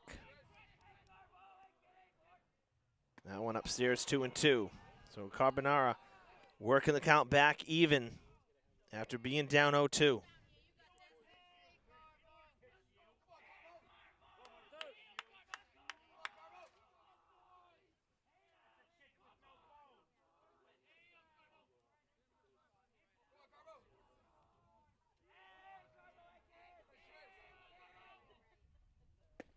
Got him swinging. Big second out here. It's actually the 3rd recorded strikeout of the inning. When was the last time we said that? 2 down. O'Brien went down swinging to start the inning. Then Vega went down swinging but reached on the wild pitch. And now Carbonara down swinging for out number 2. It'll bring up Ensko. A 1-for-2 afternoon. Grounded to third in the first. Singled to left and then was caught stealing in the third. Comes up with the tying run at second base.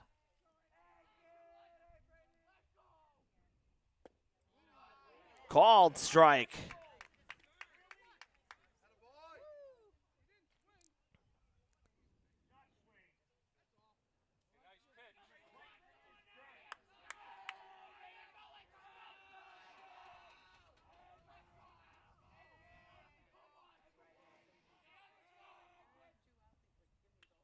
Foul tip to the backstop, and it's 1-2.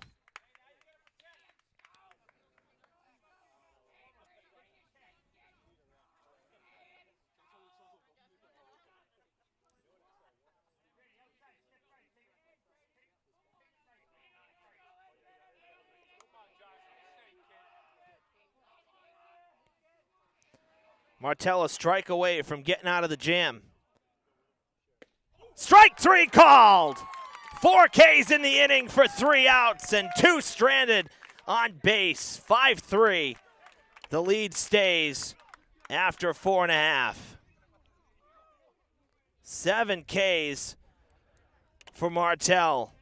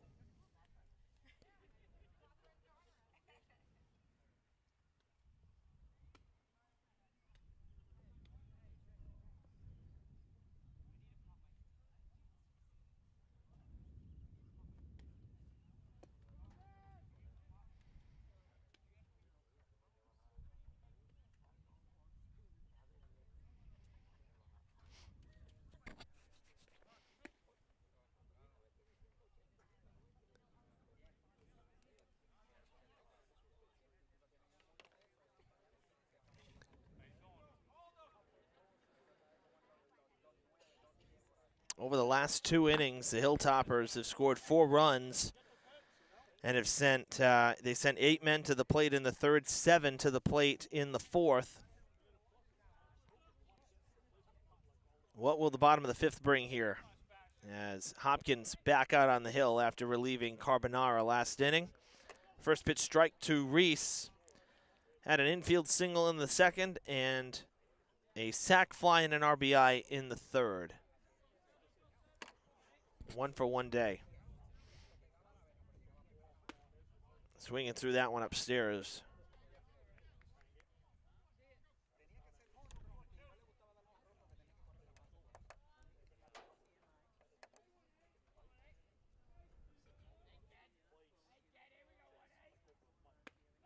Chasing after it.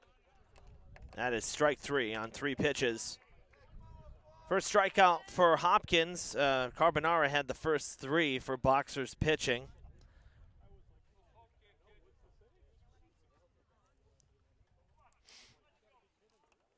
And Jacob Cavaco will step in now 0 for 2 with a strikeout and a ground out back to the mound.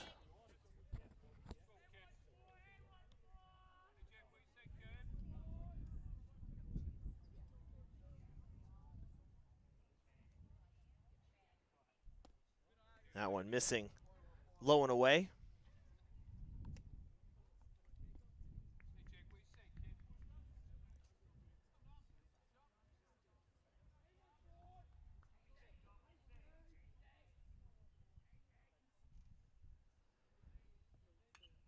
Foul tip to the fence. That one also to the backstop.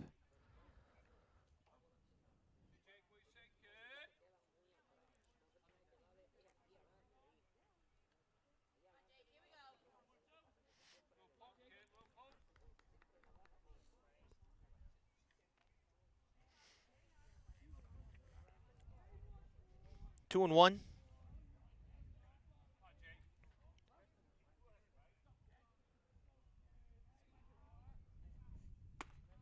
Make it 3 and 1.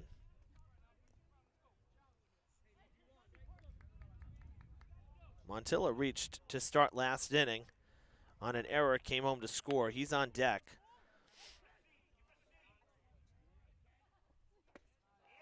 Get me over strike, and it's full 3-2.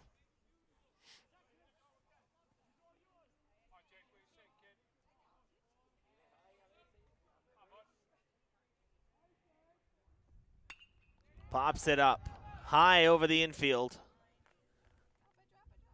And there is Vega for the out. 2 down. And that'll bring up Montilla with nobody on.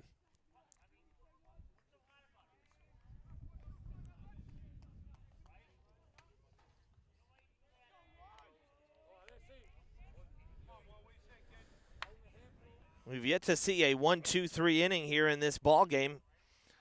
Hopkins 1 out away from it. And Montilla with a healthy cut, swinging through strike 1.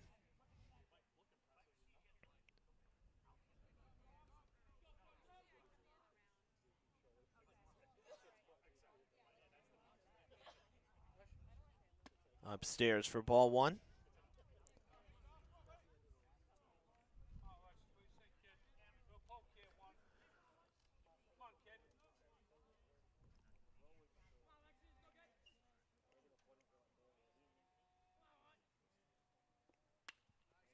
Jammed him, popped up. Oh, the umpire getting in the way of LoRusso. They kind of both did a little dance there. Made it a little more challenging for LoRusso. 2 strikes.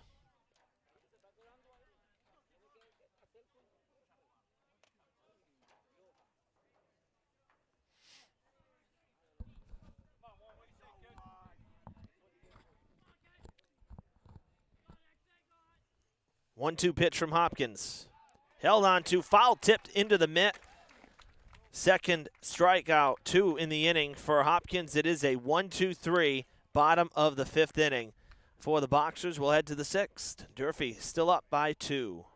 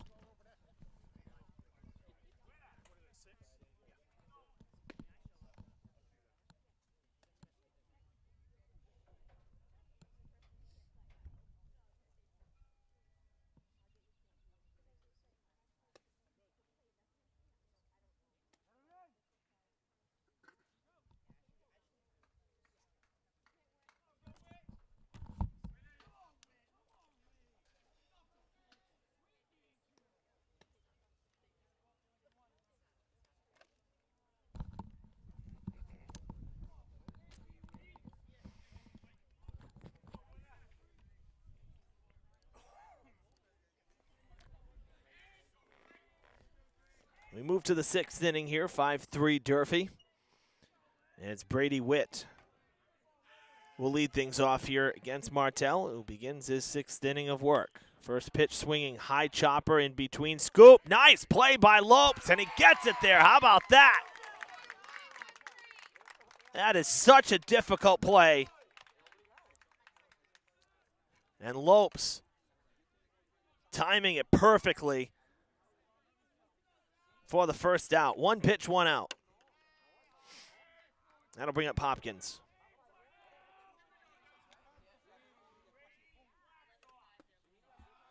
Takes the ball outside.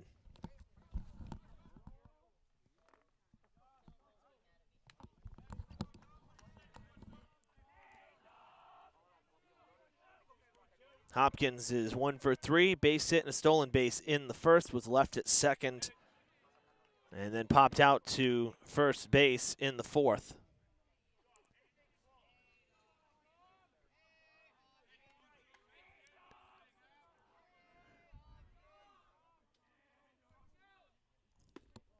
That one missing.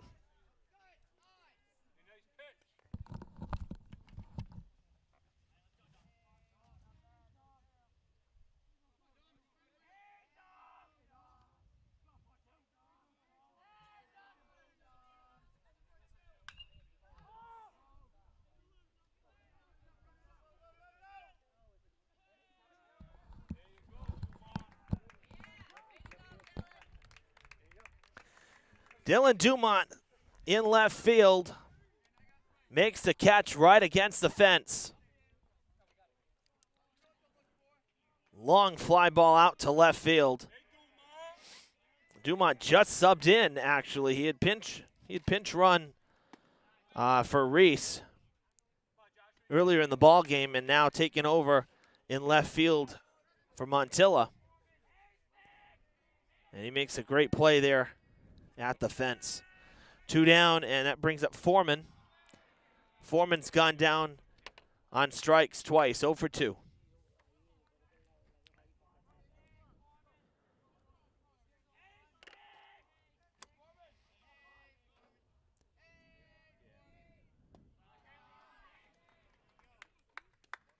You could barely see Dumont out and left. I mentioned the sun, starting to set here as it's almost 6:30. This game just about 2 hours old. And the shadows are in the outfield now. That's in there for a strike. In fact, out in center, Boria as well. No longer in sunlight.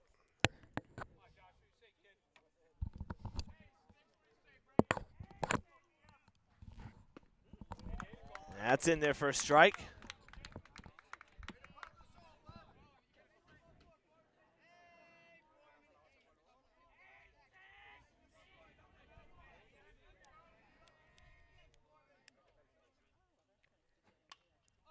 Popped up, coming to the backstop. Reese ranging over. Oh, what a play by Reese to end the inning. Spectacular defensive play, sliding towards the backstop. 1-2-3 inning for Martell. It's his first 1-2-3 inning. Hilltopper bats coming up, top of the order in the bottom of the 6th.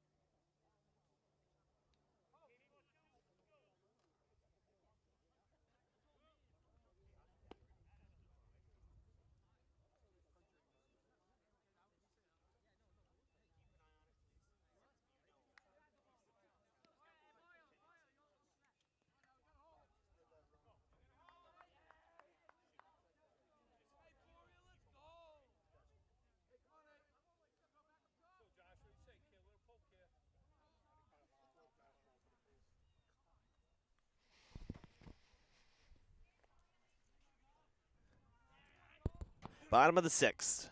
Here at Skip Lewis Field, Boria leading it off. Top of the order. Takes a strike. Boria's been on twice this afternoon. Scored a run as well as a stolen base. A 2-for-3 day. That one high and tight.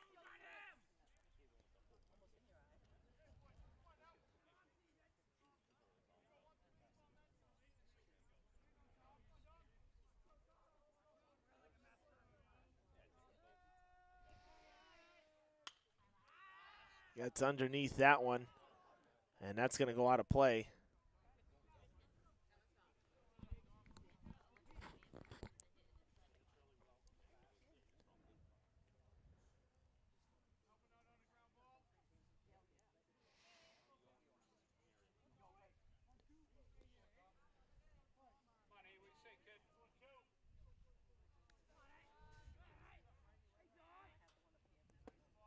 That is in there for a called strike 3, down low.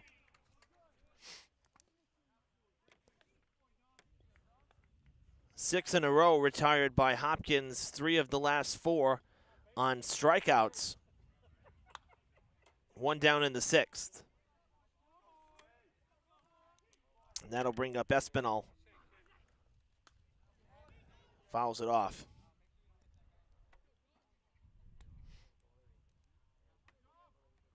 The one time that Espinal has been on, he was hit by the pitch, and he came around to score. That was the tying run at the time.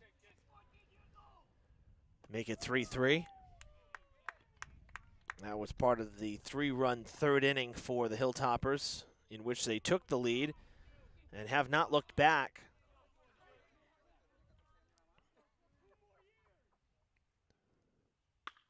He gives that a drive to deep left field.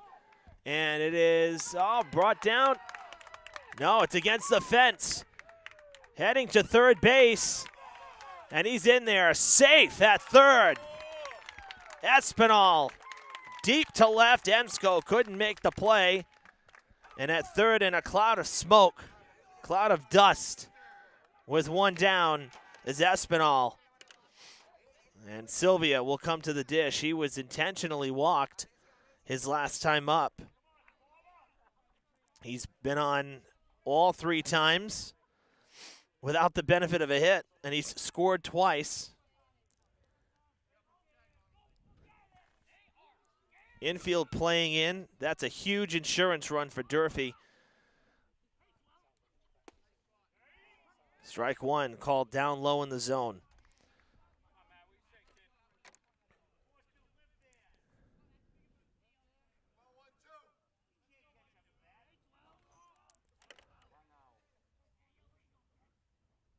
Upstairs, leaping out of the crouch is LaRusso to get the glove on that. Ball 1, 1-1. And if Sylvia or Lopes can deliver here and bring home Espinal, that would give the Hilltoppers a nice cushion heading into the 7th inning.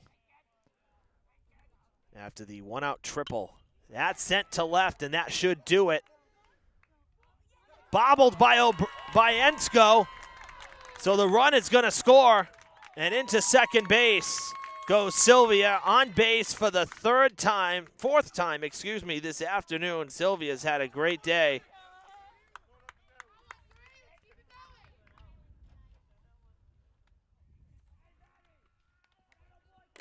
(6-3) the score.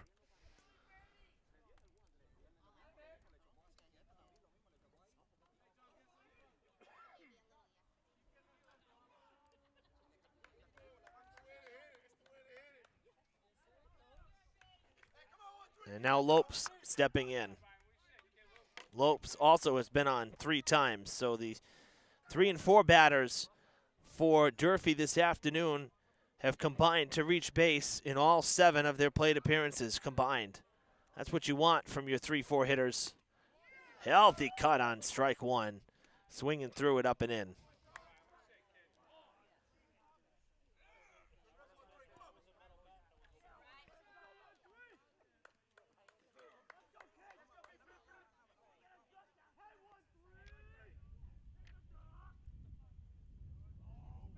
Check on the runner, and he's back safely.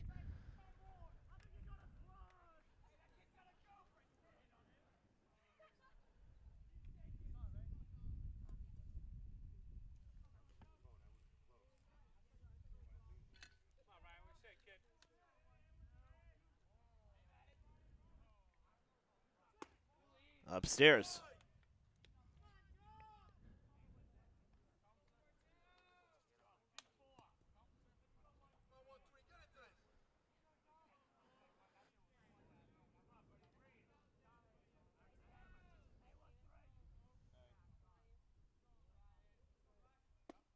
Bit of a sidearm delivery there from Hopkins, dropping down almost about 3/4.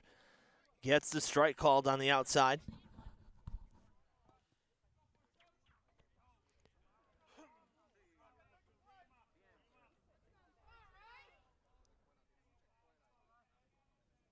Another check on the runner, and the throw almost going into center. Vega with a acrobatic play around the runner to try to get to the throw. He was able to.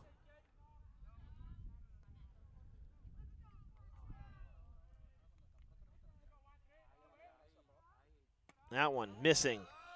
High and tight.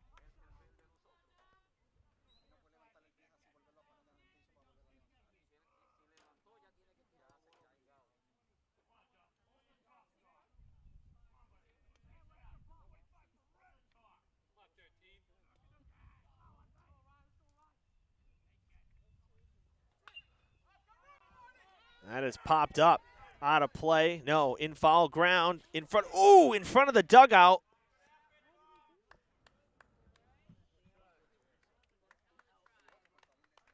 Hopkins with a great effort there. Crashes into the fence. Not able to make the catch.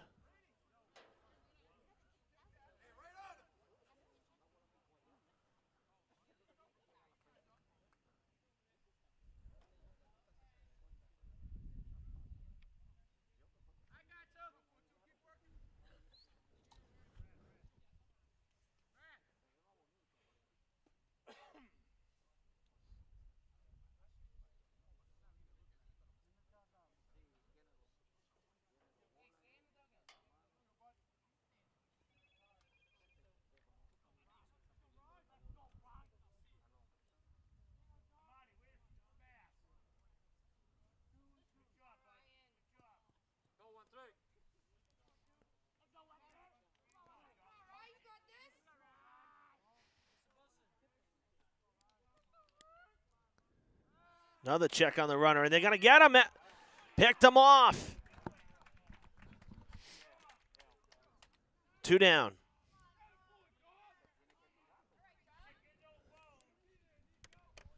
Silvio was way off the bag that time.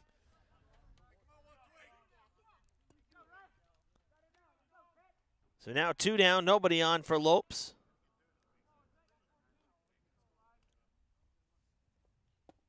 That one will miss.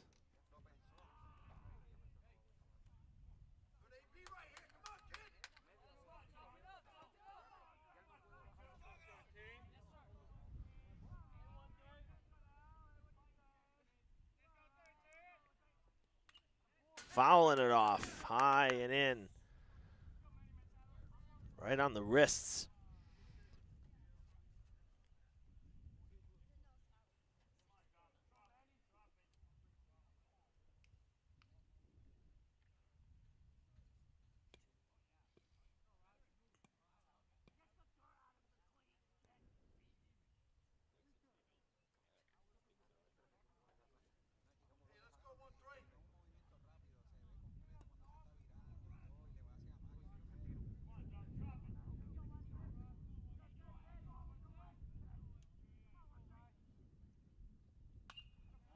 Fouled off again. Boy, Lopes has really had some impressive at-bats today.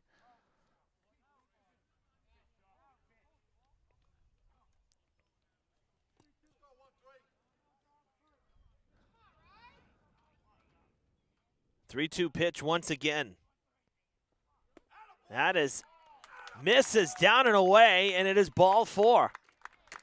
The inning will continue. 2-out walk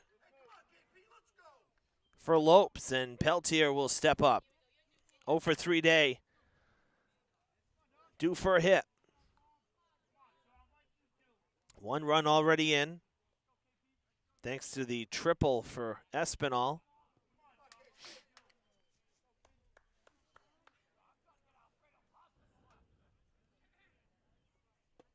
Swings over the top of that one. Diving, sinking fastball down and in.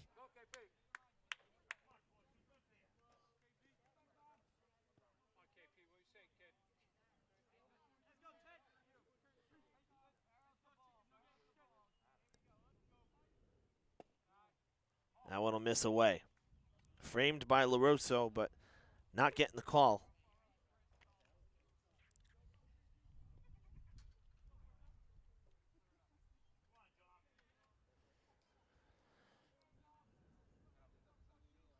Now, Hopkins not liking the call, but that one's a strike.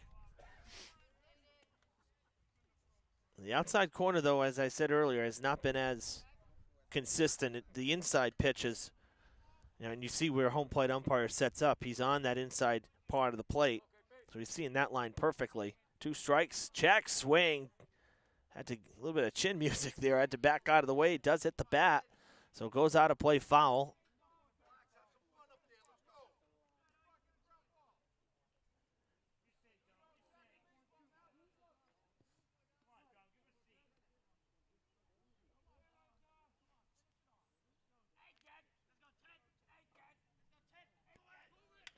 Grounded to third. High hop.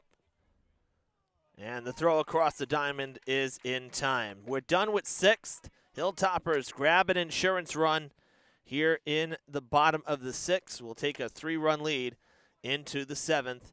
And we'll be back right after this.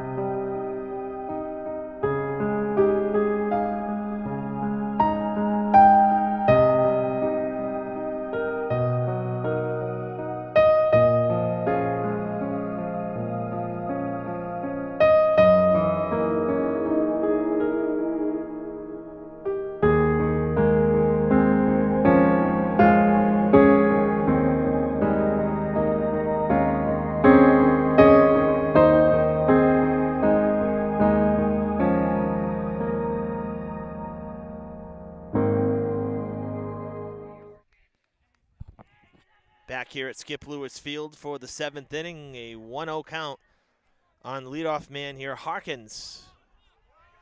That is a pop-up on the infield.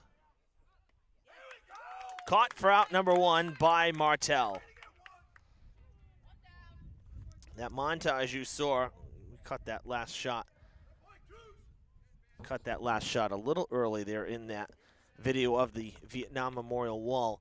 Had the grand opening. You know, we were very proud to be basically the official campaign video for this. We did multiple for the committee, and the official dedication and grand opening was last weekend, as taking the turn, a mistake out in center. Out at second base, stepped off the bag. 2 down.